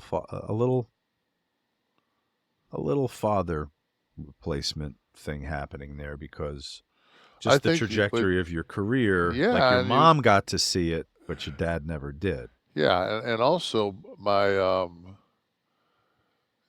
when I watched that, Undertaker makes the reference that he was a father figure. Cena makes a reference that he was a father figure. Anybody that had that kind of a relationship with him at that highest level, whether it because Mark had it for 20 years plus, 30, whatever it was, and John had it for probably 10, 12, 15, whatever it was. I really only had that for a year. Of just being like that and like every day, at TV, like when nobody else could get to see Vince, you just walk in. Mm-hmm. You kind of knock and roll. And to have that relationship with him, like, yeah, I'm busy, just come back in a minute. As opposed to fucking, I'd go there sometimes and I'd want to see Vince. I'd just be showing up at a TV. And there'd be this fucking line of people. Yeah. Guy at the velvet rope with a clipboard. Sorry, you're not on it. I got a match. Did you get to cut the line? Did you get Yeah, to I'd cut the Studio line. 54 that line? Yeah, I'd cut the line, knock on the door, and I'd stick my. You know, they'd always tell you if it was something, you know, that was going on, but it was. And I never would bother him close to showtime, but no, I always got a chance to see him because he was always. I don't know. He was my friend. Right. He's still my friend. Okay. Next one you weren't there to answer. Did you agree that with Eric that he said Vince's success was an emulation of what Eric did on camera in the NWO? His on-camera success, I mean, not his success running or buying WWE. The character, Mr. McMahon. I think that they kind of took our whole formula and made it work like that. I'm sure that he watched that show when we were killing it, and he sat there at Gorilla and he's like, man, who would we use in the role of Eric? Like when because one of those computers was putting this together. So whatever that computer was, I'm sure it was doing the central casting. And he said, "Fuck, I'll just create this other son of a bitch. I'll be Mr. McMahon." So Eric is accurate. I don't know. I would think that Eric would be accurate in stating that absolutely there was that caused a thought. They didn't just come up with it and go, "Oh, really? They're doing that down at the other place?" I mean, that's kind of a no-brainer. I think he played it different as they would, but I don't disagree with Eric. I don't disagree. I mean, they went when the NWO was the hottest thing, and we were a faction, and before we'd grown too big. I don't think we ever grew too big. I just thought we just became uncreative. That's for a different documentary. Different show. Yeah. They should make one about the demise of WCW. Wouldn't that be entertaining? God. Yeah. And then edit the shit out of it so they can tell whatever story they still want to. That's why I like being on Kliq This. How about this? Though I do get my F-bombs taken out occasionally. Not anymore. Would you agree the Mr. McMahon character is the greatest heel of all time? It's been deemed such. Well, on occasion. Talking to a 9-year-old Kevin Nash, I'll have to disagree with you and say the original Sheik was a way better heel. Because I was never afraid of Vince. And I was fucking terrified of fucking the Sheik. You weren't afraid of Vince, or are you afraid of Vince in a? I wasn't afraid of Vince. In a metaphorical sense, maybe. No. Didn't want to do him wrong. No, I wasn't afraid. I had respect for him. I had no fear. It's hard to say that any greatest heel, greatest babyface. Well, I mean, but you could make a pretty good case that Hogan was the most over babyface ever. But when you go by merchandise in a period, then it's Steve. And then ratings, and it's like, to me, I'll always, there's two guys. And it's like there's Flair for the purists, and there's Hogan for the pro wrestling mainstream. Flair heel, heel, Hogan Flair heel, Hogan babyface, and that I think is your tops. That's mine. It's not my Mount Rushmore. No, I'm not asking it's you just that. And Steve then redefined it, which I think was different hugely era important for and different, and Steve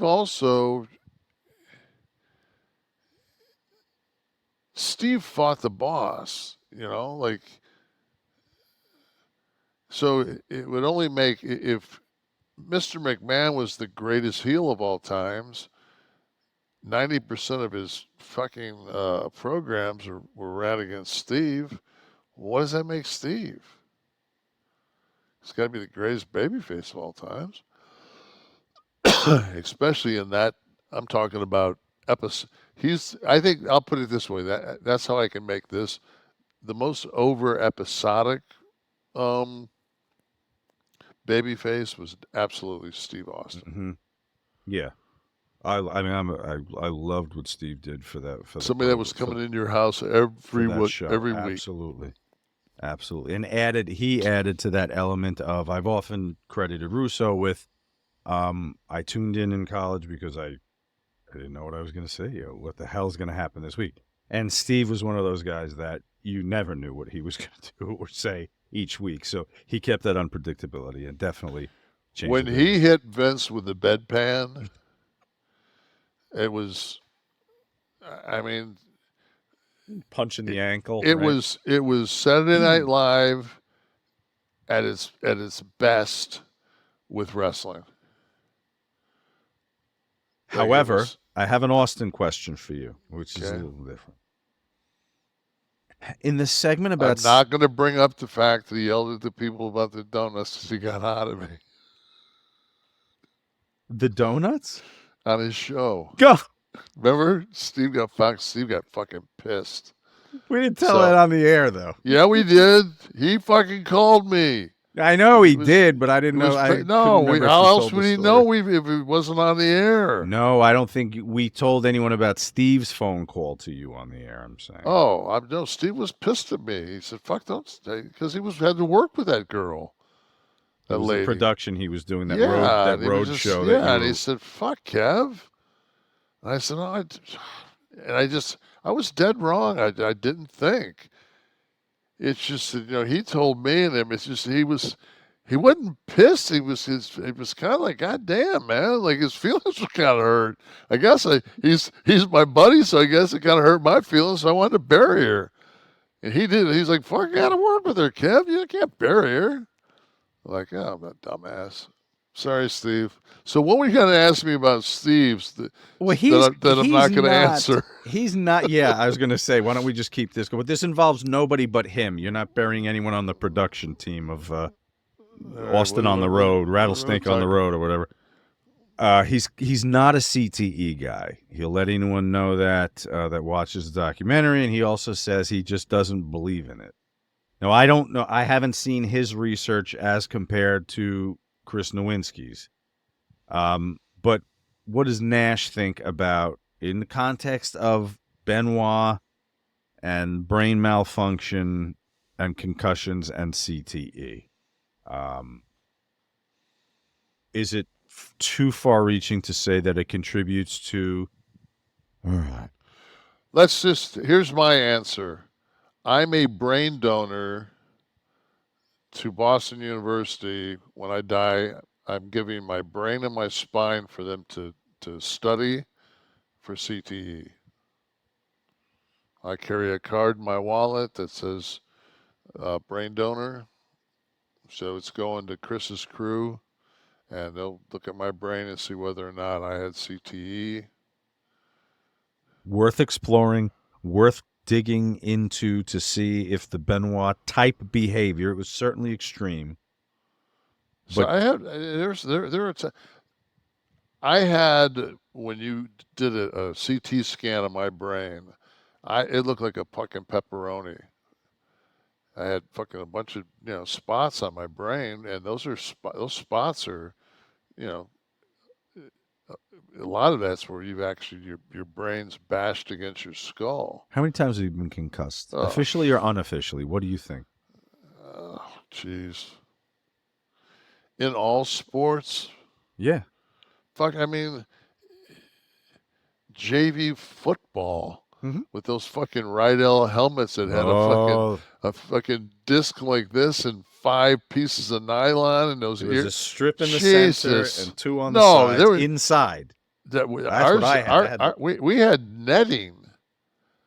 You had netting and fuck, man! We had little pillowy type things. No, that was a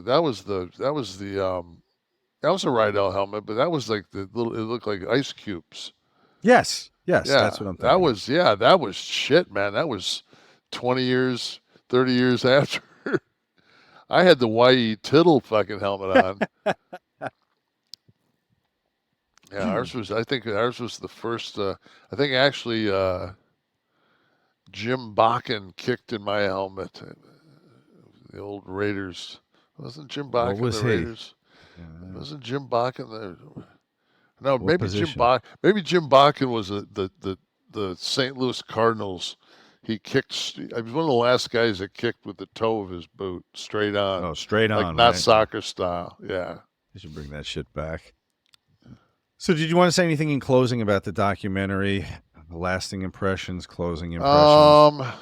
God, man, I was just like, I don't know what I expected, but like after the first episode, I was just like, oh God, man, I just watched a series of WWE documentaries.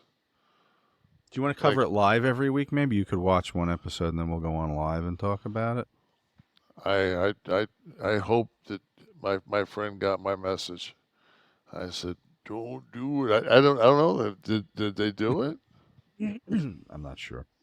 I haven't followed up. I mean, I've been under hurricane watch for 24 hours. So, well, speaking of CTE and deviant behavior, Florida man and Jersey guy. These stories may be a result of brain trauma. 2 stories, if anyone doesn't know how this works. One. Oh, I'm going to say something before we go. Oh yeah, please. I didn't finish because we talked in between it. But anyway, so I had those spots on my brain that I went down and got stem cells, and the next time I had a CT scan done, it was like noticeably improved. My brain and my cognitive function's been better. So, have you reached out to Chris about that? Because that might be okay. I talked to him about that. I said, "Is that possible?" He said, well, you're one of the few guys that's in this survey that's had stem cells. So, but if anybody that follows, and you have to say this nowadays, but if anybody knows who Jim McMahon was, who was the quarterback for the Bears, did the headband protect him at all? Was that where we're going? No, he went. He could barely speak. Oh, now?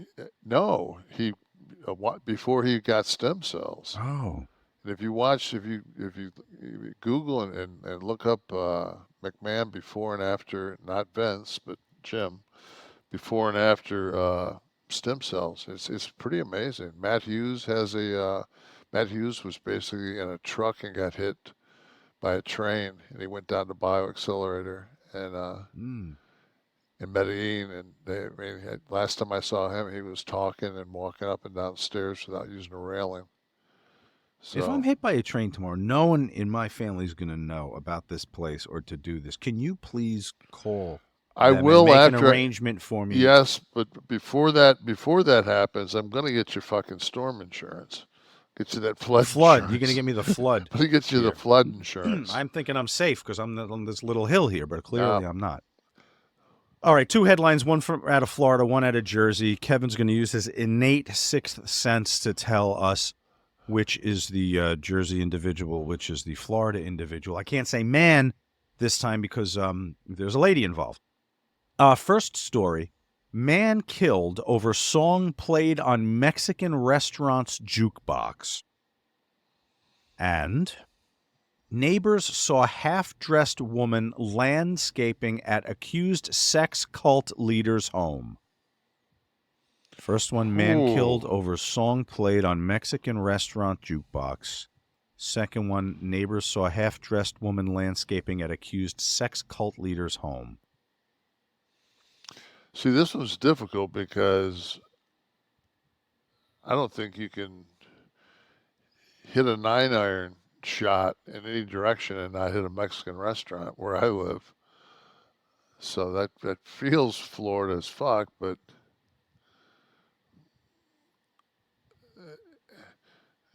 just because I don't live in Jersey, I don't know the relationship with Mexican restaurants, and I know that I would assume there'd be a lot more Italian joints than there would be Mexican in Jersey. And then the other one, I mean, it feels so Florida because it's a person that's bringing a spotlight to themselves, and they're a sex offender. That seems like it's pretty Florida. Well, let me read it again. Neighbors saw a half-dressed woman landscaping at an accused sex cult leader's home. Oh, okay. So she was just taking her clothes off and doing some landscaping for the sex cult leader. All right, I'm gonna go sex cult leader, Florida. I just can't see sex cult like being that popular or getting kind of that news. Kev, you had it right the first time. The Mexican restaurant was in Fort Lauderdale, for God's sake. Sure, there was. Like I said, there's fucking one every. I just can't. It's kind of like saying man breathes air and kills somebody. I mean, there's so many fucking. There's so many. Your contentions when you get these wrong are hilarious. I told you. My favorite was you. 1 week you go, why don't you just give me a story? Guy drives car into 7-Eleven, and guy drives truck into 7-Eleven, and let me guess. The details here should paint a picture to you. It should waft like a scent. It should smell like Jersey or Florida. Yeah, but you smelled it right the first time. What you were smelling was Socorro Camacho at the Antojitos Mexicanos in Fort Lauderdale, where they got into an argument because one of them played a song on the jukebox and the other guy got pissed off at it. Do we have a picture of this guy? Oh yeah, Steve, bring him up. It's kind of equal parts Lee Trevino, the golfer, and maybe El Chapo, the Mexican drug dealer. See, that's another thing. See, in my mind, it was a white dude. Yeah. It was a white dude. He's just Latino. Yeah, I know it was a white dude. So I mean now put in your computer that thought pattern of a white dude walking in a Mexican restaurant. What the chances of that happening just does worse. Sex cult. I mean, anything that's if you're stumped, you take the shittiest of the two and pick Florida, because the chances of it being fucking Florida. There's a reason why every radio has Florida guy. If you'd seen this picture first, you probably definitely would have guessed. Think of the palatial estate that a sex cult leader might live on. Here's the home. Steve, show the picture.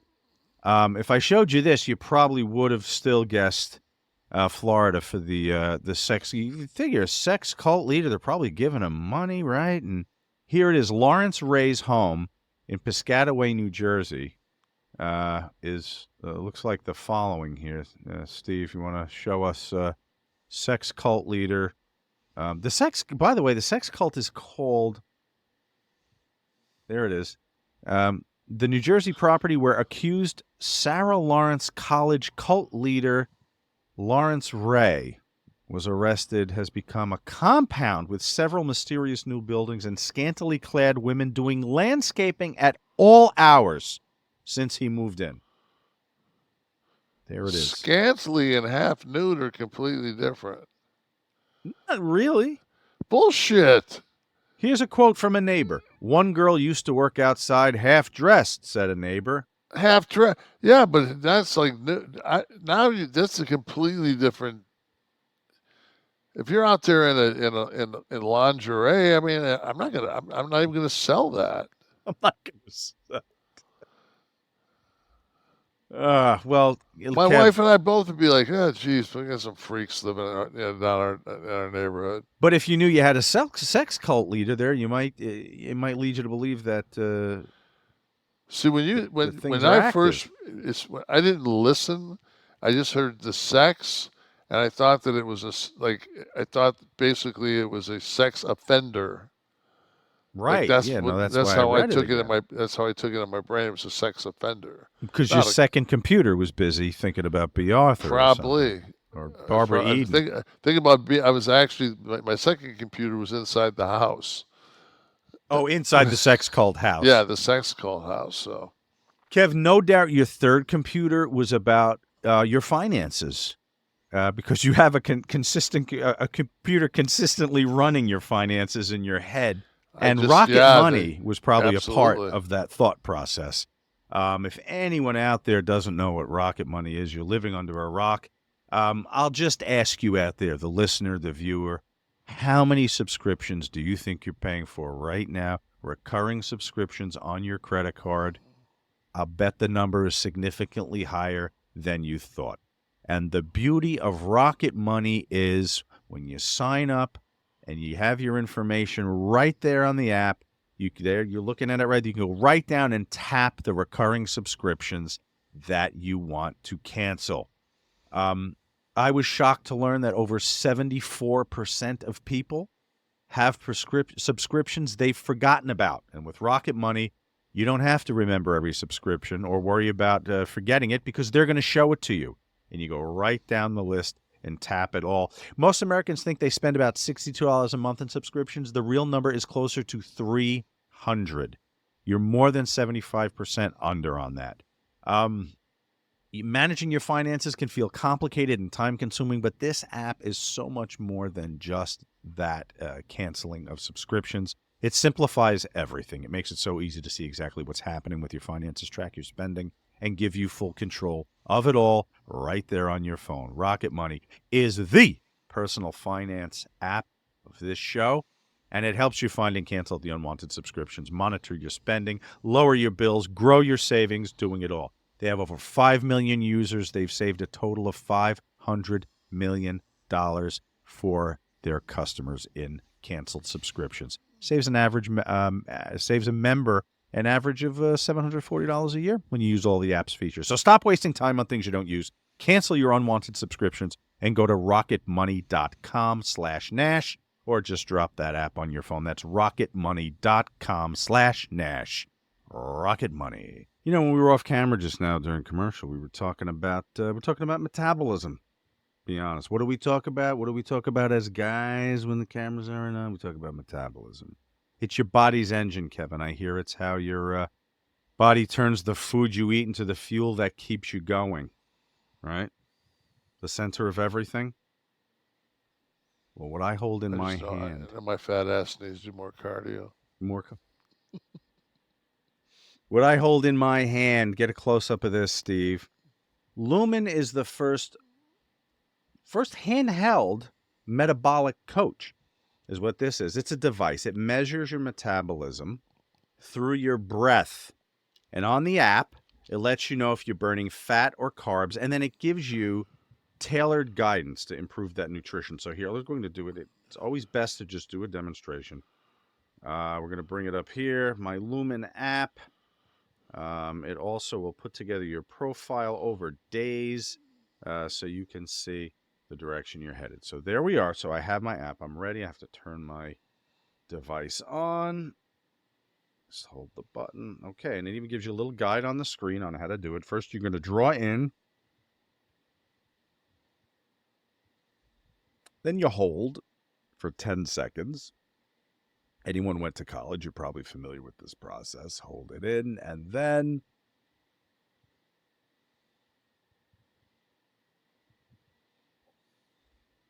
it's measuring, and it's okay. I am burning a majority of fat right now. I mightn't have had much carbs today that I think about it, so this makes sense. Click a button here. I'm going to get my food options. All you have to do is breathe into your Lumen. First thing in the morning, you'll know what's going on with your metabolism. whether you're burning mostly fat or carbs. Then Lumen's going to give you a personalized nutrition plan for that day based on my measurements. You can also breathe into it before and after workouts, meals throughout the day to see how it changes. This little thing here is life-changing. We are going to help you get on the ball here by giving you 15% off your Lumen, okay? If you want to take the next step in improving your health, go to lumen.me, M-E/Kliq, K-L-I-Q, to get 15% off your Lumen. That's LUMEN.me/Kliq, K-L-I-Q, for 15% off your purchase. Thank you, Lumen, for this amazing product and for sponsoring this episode. I have a question for you. Go ahead. So, what's the drug you take? Well, there's a host. What do we? My prescription drugs? For to keep the. My shot. Yes. Yeah. Zepbound. Zepbound. Okay. I'm curious if that administration affects the Lumen. That's a great question. I had to go to Lumen school before we started advertising this, and I asked the woman who was instructing us. I said, I take a shot, and I'm curious as to if it takes it into consideration. Then I set up the app, and it asks you, "Are you taking?" Right. And so she wrote me back, and she said, "Yes, it's factored into the calibration that you're actually taking that shot." So it does kind of grade on the scale. I've filled everything out. I saw that. Yeah. I was just curious because I don't have any results that would with me taking anything. So the reason that it's kind of an easy conversion is because all that drug is doing is it's making me less hungry by slowing down my processes. So I'm just eating less. Why is it that there's reports that say that it's eating fat or your muscle? There is I do believe that there is muscle loss, muscle mass loss. Did you see that thing I sent you? I did, and I've actually seen a lot since then about it, and I think it's kind of an accepted thing now. I'm talking one to take that supplement. Mm-hmm. That talking my Zepbound now, not Lumen. Lumen's perfect. I'm talking about Manjaro, Zepbound, Ozempic. But there's a supplement you should take. Oh. I sent it to you. Did you see it? Yeah, but in addition to the supplement, I need to be working my body out. But this will add 17% lean muscle mass. But that's without exercise? Without exercise. Oh, I wasn't aware of that. I just thought it made it easier for you to build muscle mass. There's that longevity guy that I sent you that I'll resend it in case you got rid of it. The supplement is built for people that take that drug because that drug is, I don't know if you've done a lot of research on it, but there are different variations that seem to stop alcoholism cravings. I heard about that, yeah. There's, of course, the diabetes. There's the cardiovascular benefits. They're saying that it could be anti-cancer. Like they're saying that this category of drugs could be, and then that's when they took all that information and gave it to Bernie Sanders, and then we had to watch the guy from Ozempic or wherever, the guy from Norway get cooked by Sanders. But it is, the drug costs $59 in Germany, and it costs $912 here. Crazy. So, these are coming down a lot. Mine's covered. Most of them are covered by insurance. But there's a lot of people out there that ain't got insurance. I know. I sat the other day and they had an Instagram post, and it was one of those. It wasn't you had to read it. It had a breakdown, and it was, I don't know, $49.50, whatever. I think that was what it was. It was less than $5,000 that the person made in a month. It had a breakdown of what your expenditure was. It was like $1,800 was rent. Da da da da da da da. And I went down the whole thing, and at the end it left you $63 for like miscellaneous. But nowhere in the whole breakdown was there health insurance. Mm.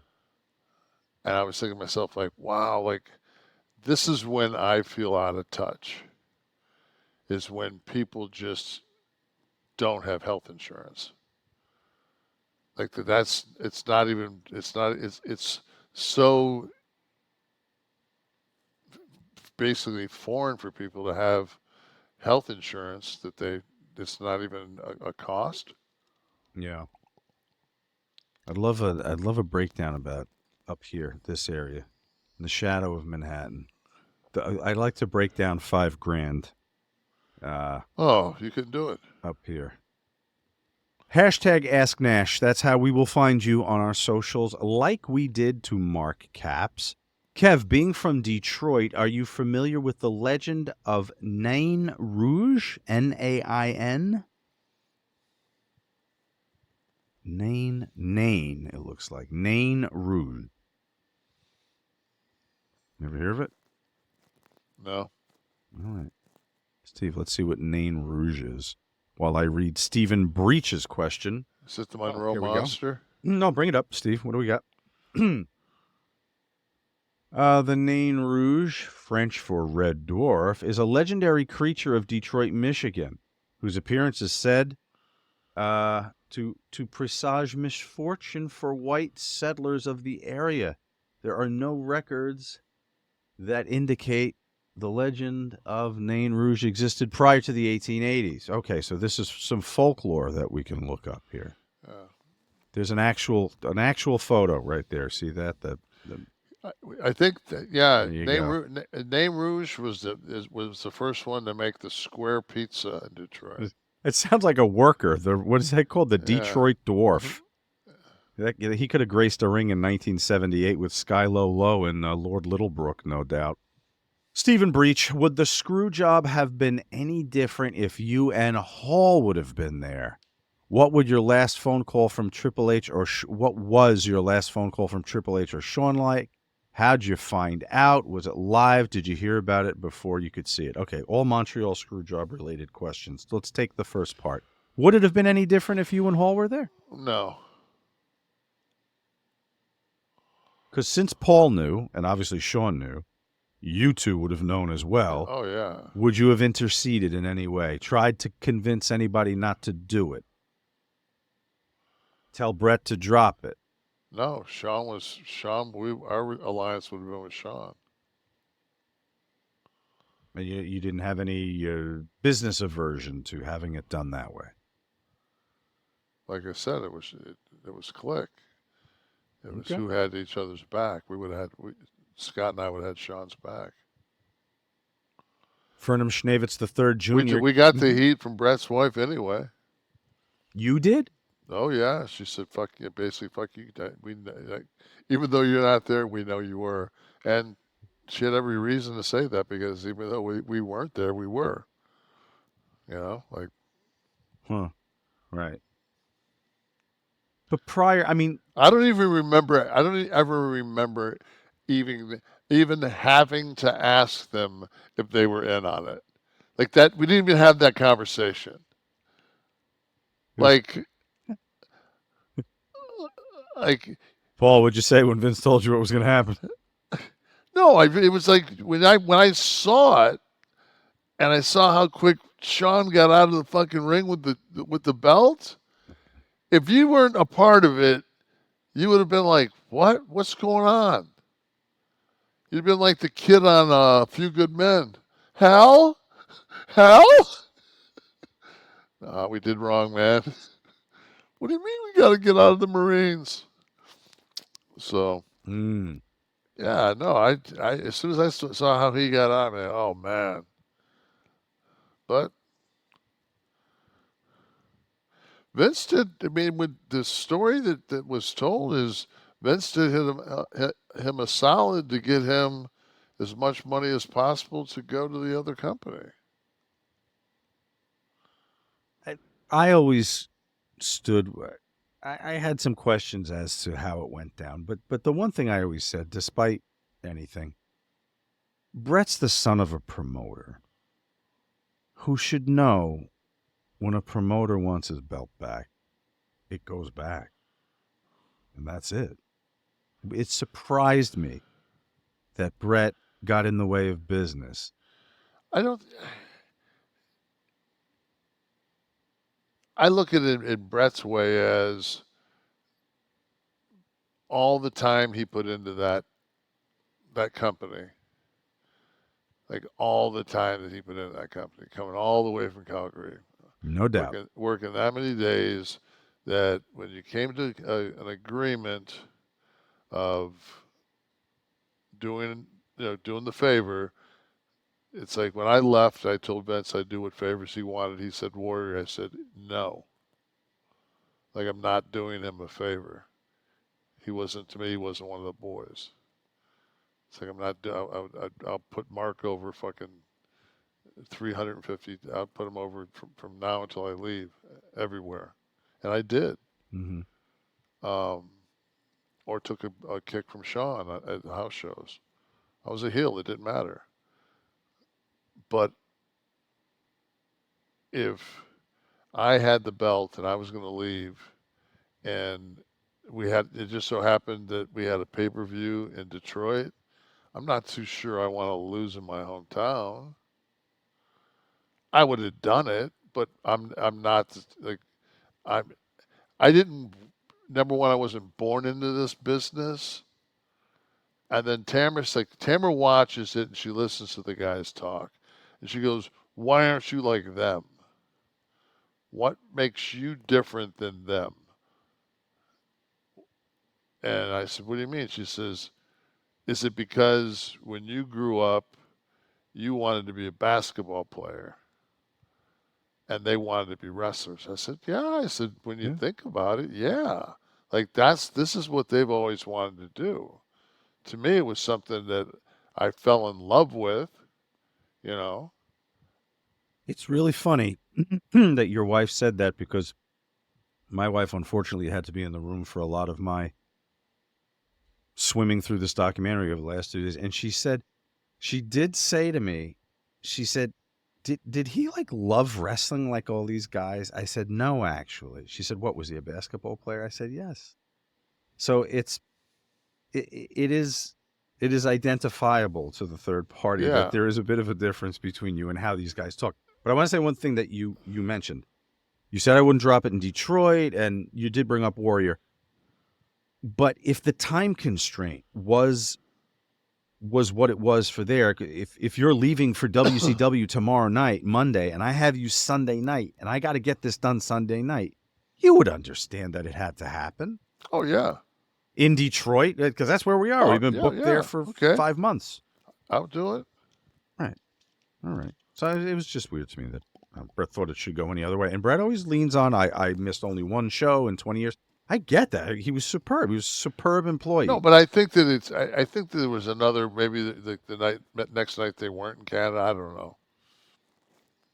I don't know. I can't remember where Raw was the following night, but that was Monday Nitro. You could show up there with the belt. Need that belt back Sunday night. Yeah. I'm not going to say I don't see Vince's point. And I think Bret is pissed off at himself for not,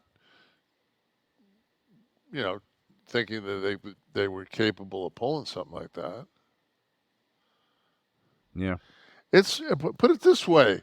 You know what, man? I thought for the longest time when it first went down and Bret came in, I thought it was absolute work. That because I never saw Vince sell before, and Vince came during that documentary. They show him where he's taking that shot and he's kind of wobbly walking up the hallway. And I said, man, if that was a shoot, Vince that would never air on any. You'd never see that footage again. Kevin, I've said this for a long time. And when we were shooting Timeline with Bret, I knew we were covering 1992, so this wasn't going to come up. But I knew during a break when we were having dinner, there was no way in the face of everyone in the room that I work with that I couldn't say this to Bret when I had him face to face. So I did. And I gave my reasons. I said, Bret, you think I'm off the wall. I said, but I think if you listen to the reasons behind this, you'll understand.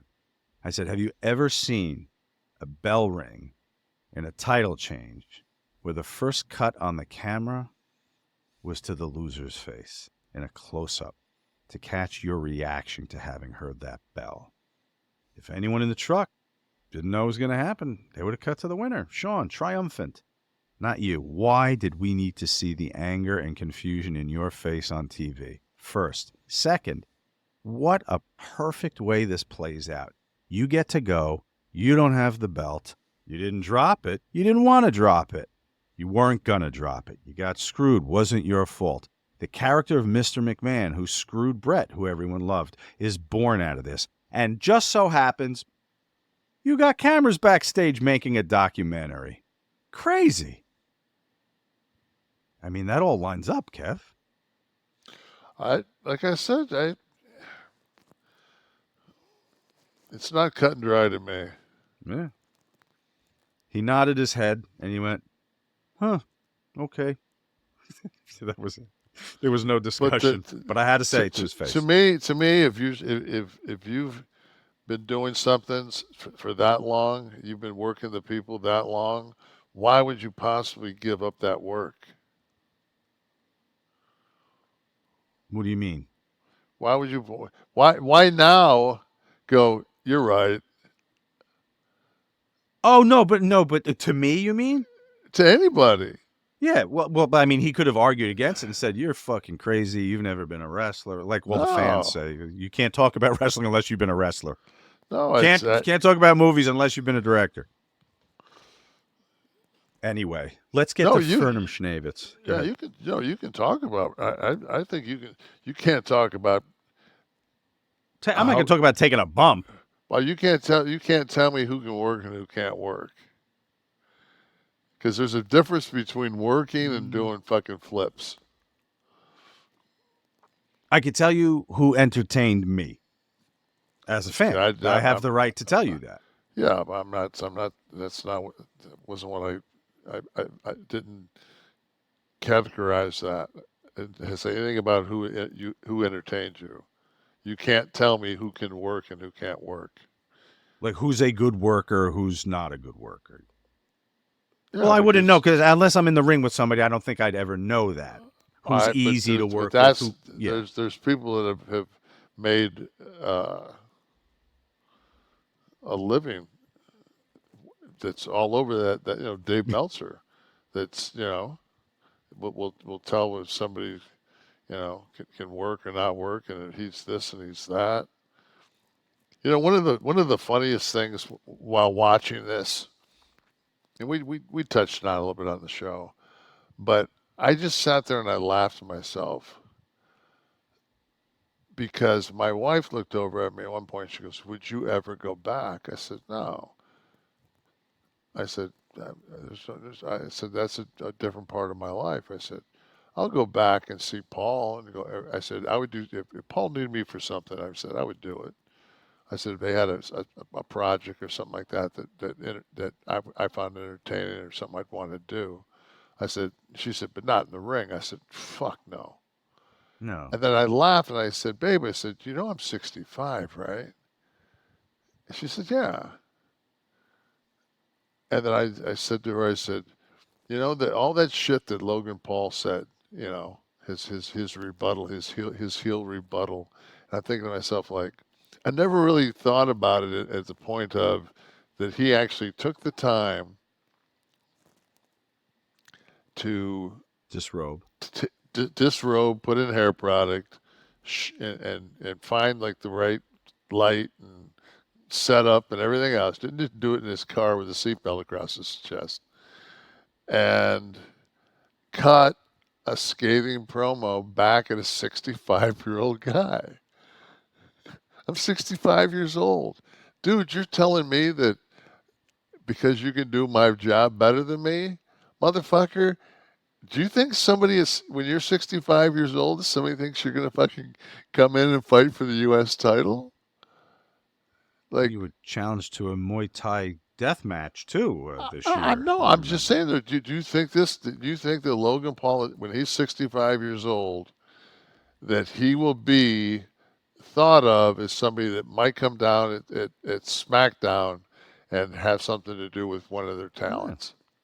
No. So to me, it's just like, how can I possibly be bitter? I just threw I threw some chum in the water. You hit it. I'm 65. It's, you know. And and my point was made. I'm not retracting from the fact that, you know. And I said, from the boys, he takes it as I was saying it like gutturally from my loins. I don't give a fuck what he gets paid. It doesn't take money out of my pocket. Understood. Yeah. Fernham Schnavitz is asking you. He says he's recently watched a YouTube video that said you held the WWF World title for 358 consecutive days. Were you aware that Diesel is the longest reigning champion of the entire 90s? I say Diesel is the greatest champ of the 90s, not the worst. You are aware of that because you've said it here, right? Is 358 accurate? I just know I'm the longest reigning champion in the 90s, which was deemed the most profitable and successful era in pro wrestling. So, very good. Live audience, let's get some questions here to wrap us up. God, if I was a market, I could really run with some of this shit. About the 90s? Just anything. Just anything. If you're a mark for yourself, man, you can fucking toot all kind of shit. There you are, 358 Diesel. Bret behind you at 294. Oh, 1 day less. Ultimate Warrior at 293. Hogan at 248. 248. This is 90s. This is just 90s. Hogan, not counting his 80s run. 80s title reign. Ace Ramon.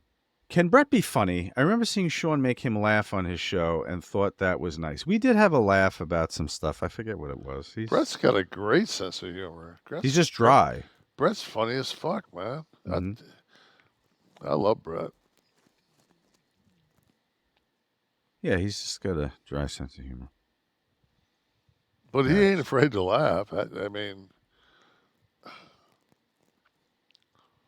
What else we got? Who else is here? I'll tell a great story. Go ahead. Let's get a good Bret story. Yeah, I don't think I've ever told this story before.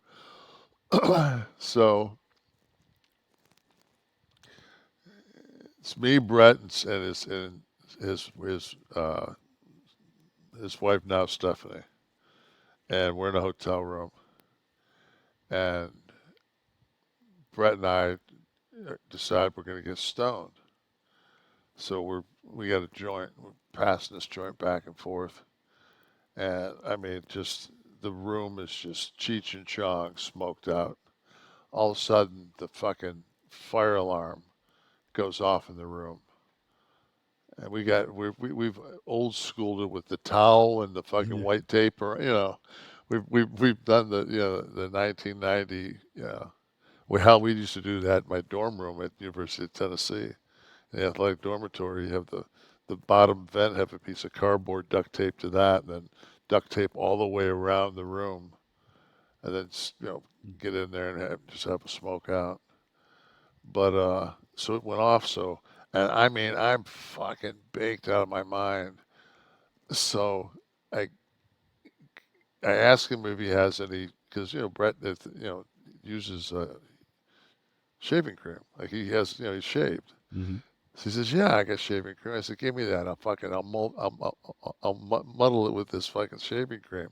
So I spray this shaving cream into this fucking thing, and it doesn't take any of the noise out.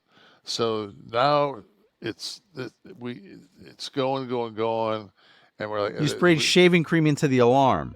into the thing that's but it's the whole fucking there's You just thought that would tamp the sound down a little.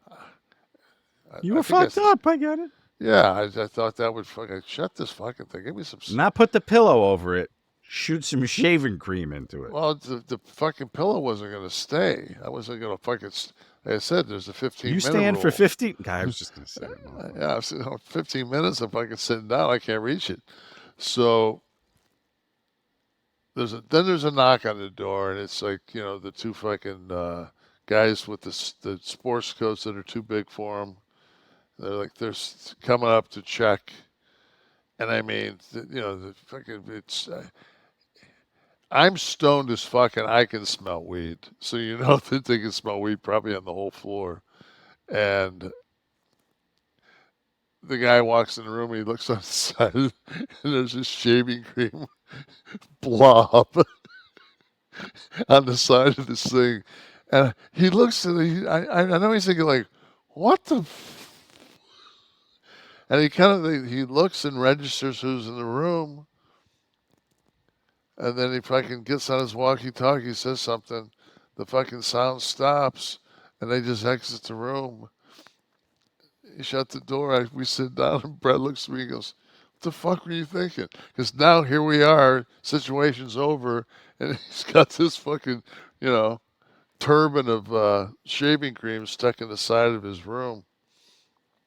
So every time we saw each other after that, we'd always make some reference for like a couple of years of, hey, because when back when you couldn't smoke in the WWE, there were times you knew if you were going into a country that didn't speak English, that you could, like, especially if you were going into, like, going from the UK and then going to Austria and Germany and maybe like Switzerland or something like that.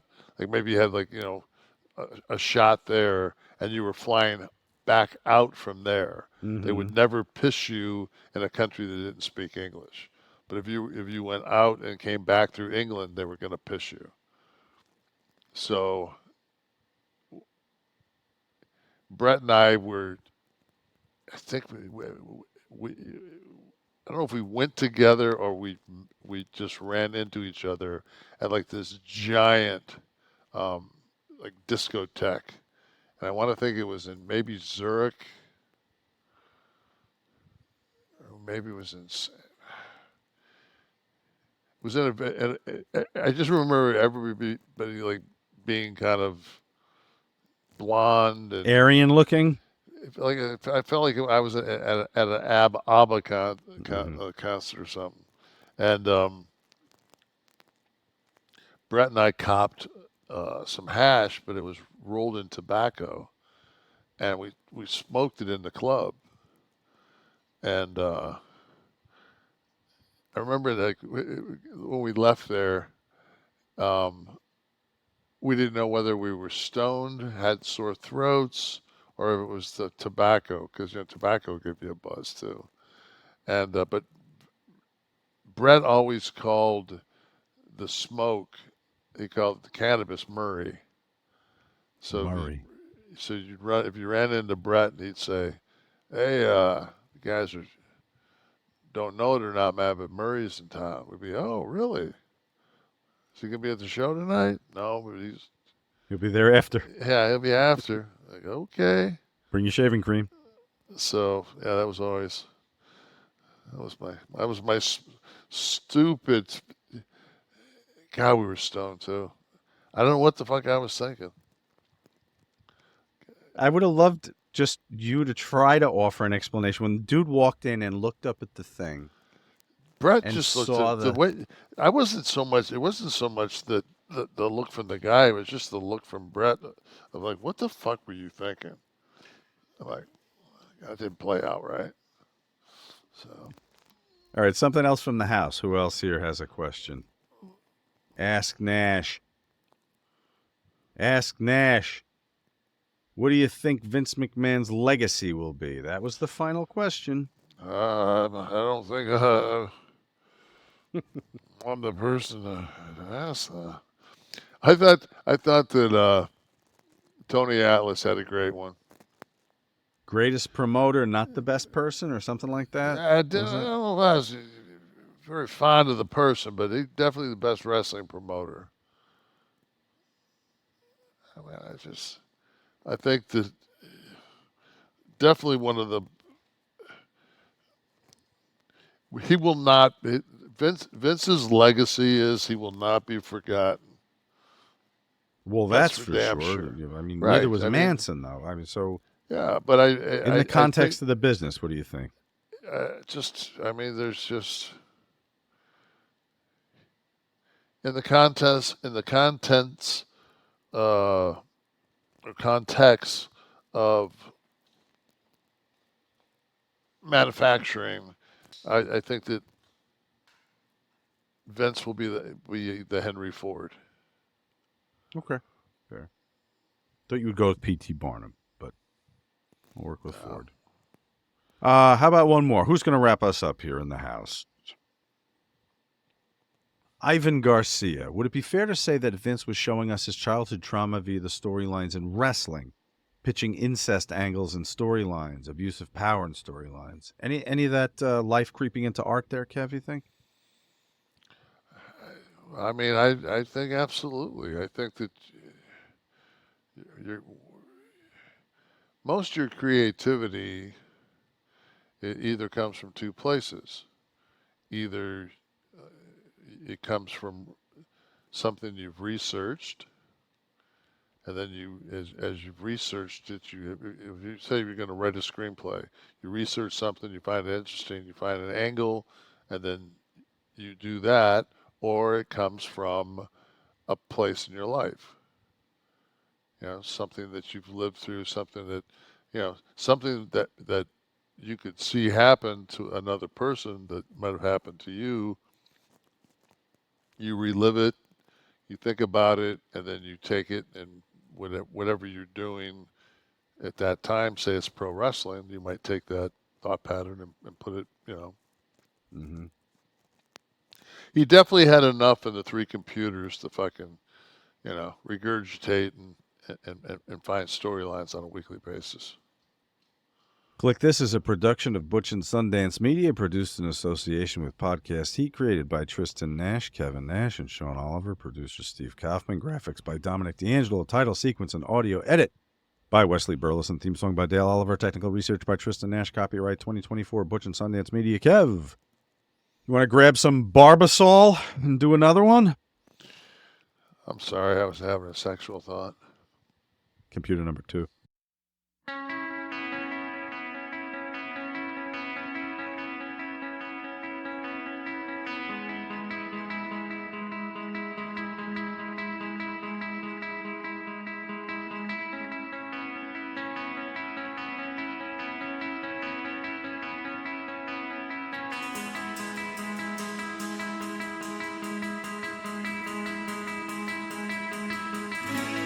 Let us free to fade away into eternity. Circulate, you've come to love me, but now I'm frozen in dead flesh. Oh, Sophie, knew all along it was a trick, but the customer service never answers the thing.